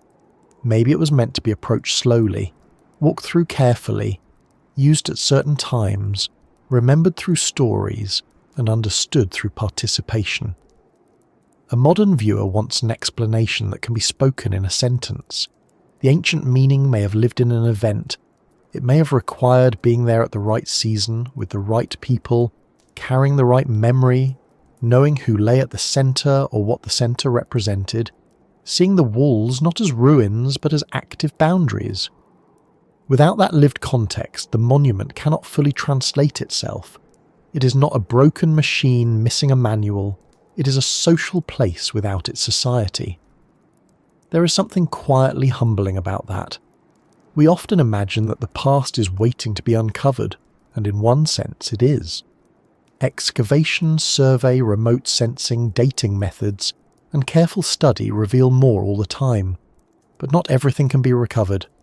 Some parts of human life vanish completely, not because they were unimportant, but because they were made of breath, trust, memory, and action. A lullaby can matter more than a wall, but the wall lasts longer.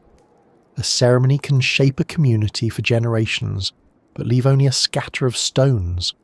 A spoken name can carry a lineage, then disappear without a trace. Archaeology gives us remarkable access to the past, but it also teaches us that the past was always larger than what survives. That does not make the study of Rujm el-Hiri hopeless. Quite the opposite. The remaining evidence is rich enough to tell a serious story. We can say that ancient people on the Golan Heights organised a massive building project using local basalt. We can say they created a complex circular monument with multiple walls and a central mound. We can say the site likely had special importance and was not a normal domestic settlement. We can say it may have involved burial, ritual, gathering, memory, territorial identity, seasonal time, or several of these together. We can say it belonged to a broader landscape of stone monuments and circular structures. We can say earlier, astronomical explanations are now more cautious, but the sky may still have mattered as part of ancient seasonal life. These are not small things. They do not solve the mystery completely, but they bring the builders closer. And maybe that is enough for a place like this. Not enough in the sense of closing the file, but enough to replace vague wonder with informed wonder. There is a difference between saying, "No one knows anything," and saying, "We know quite a lot," but not the final reason. Rujm el-Hiri belongs to the second category. It is not an empty mystery. It is a structured mystery, one with measurements, phases, comparisons, debates, and evidence. Its refusal to explain itself is not silence without content. It is silence around a missing centre. The nickname Wheel of Ghosts feels appropriate, though not because the place needs to be frightening. The ghosts are not necessarily spirits in the night, drifting between stones and criticising our theories, though that would certainly make fieldwork more lively. The ghosts are the missing people behind the labour, the builders, the carriers, the planners, the mourners, the children watching, the elders remembering, the people who knew why the centre mattered, the people who may have returned every year or once in a lifetime, or only for the most serious occasions. The people whose world was tied to the plateau in ways we can partly trace but never fully inhabit. They are ghostly because their hands remain visible in the work, while their voices do not. So what do we do with a monument that will not give us one answer? We let it teach us how to look. We look at the stone, not only for secrets, but for labour. We look at the rings, not only for geometry but for movement. We look at the chamber, not only for burial but for memory. We look at the landscape, not only for emptiness but for roots, tombs, walls, and seasonal life. We look at the sky, not only for alignments, but for the ancient habit of marking time by light and darkness. We look at uncertainty, not as a weakness, but as a reminder that human meaning is often layered.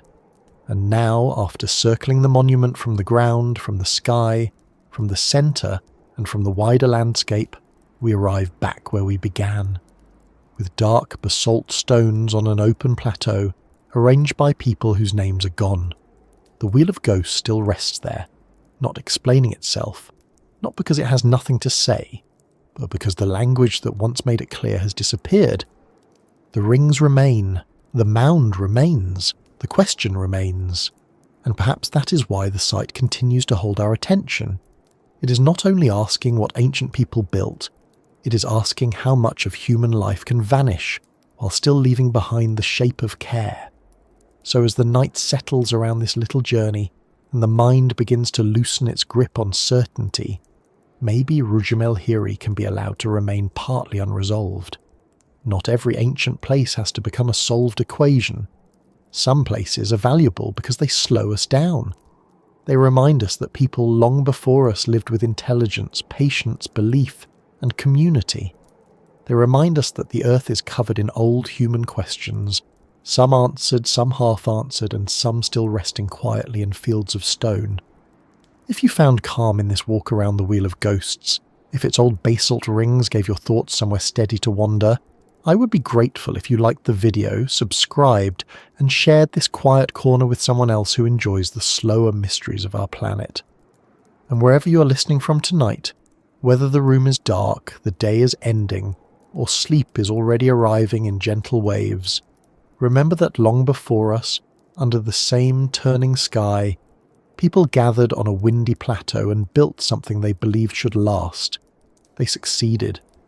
The reason is still partly hidden, but the stones are still there, holding their shape, holding their silence, and waiting patiently for the next curious traveller to ask why.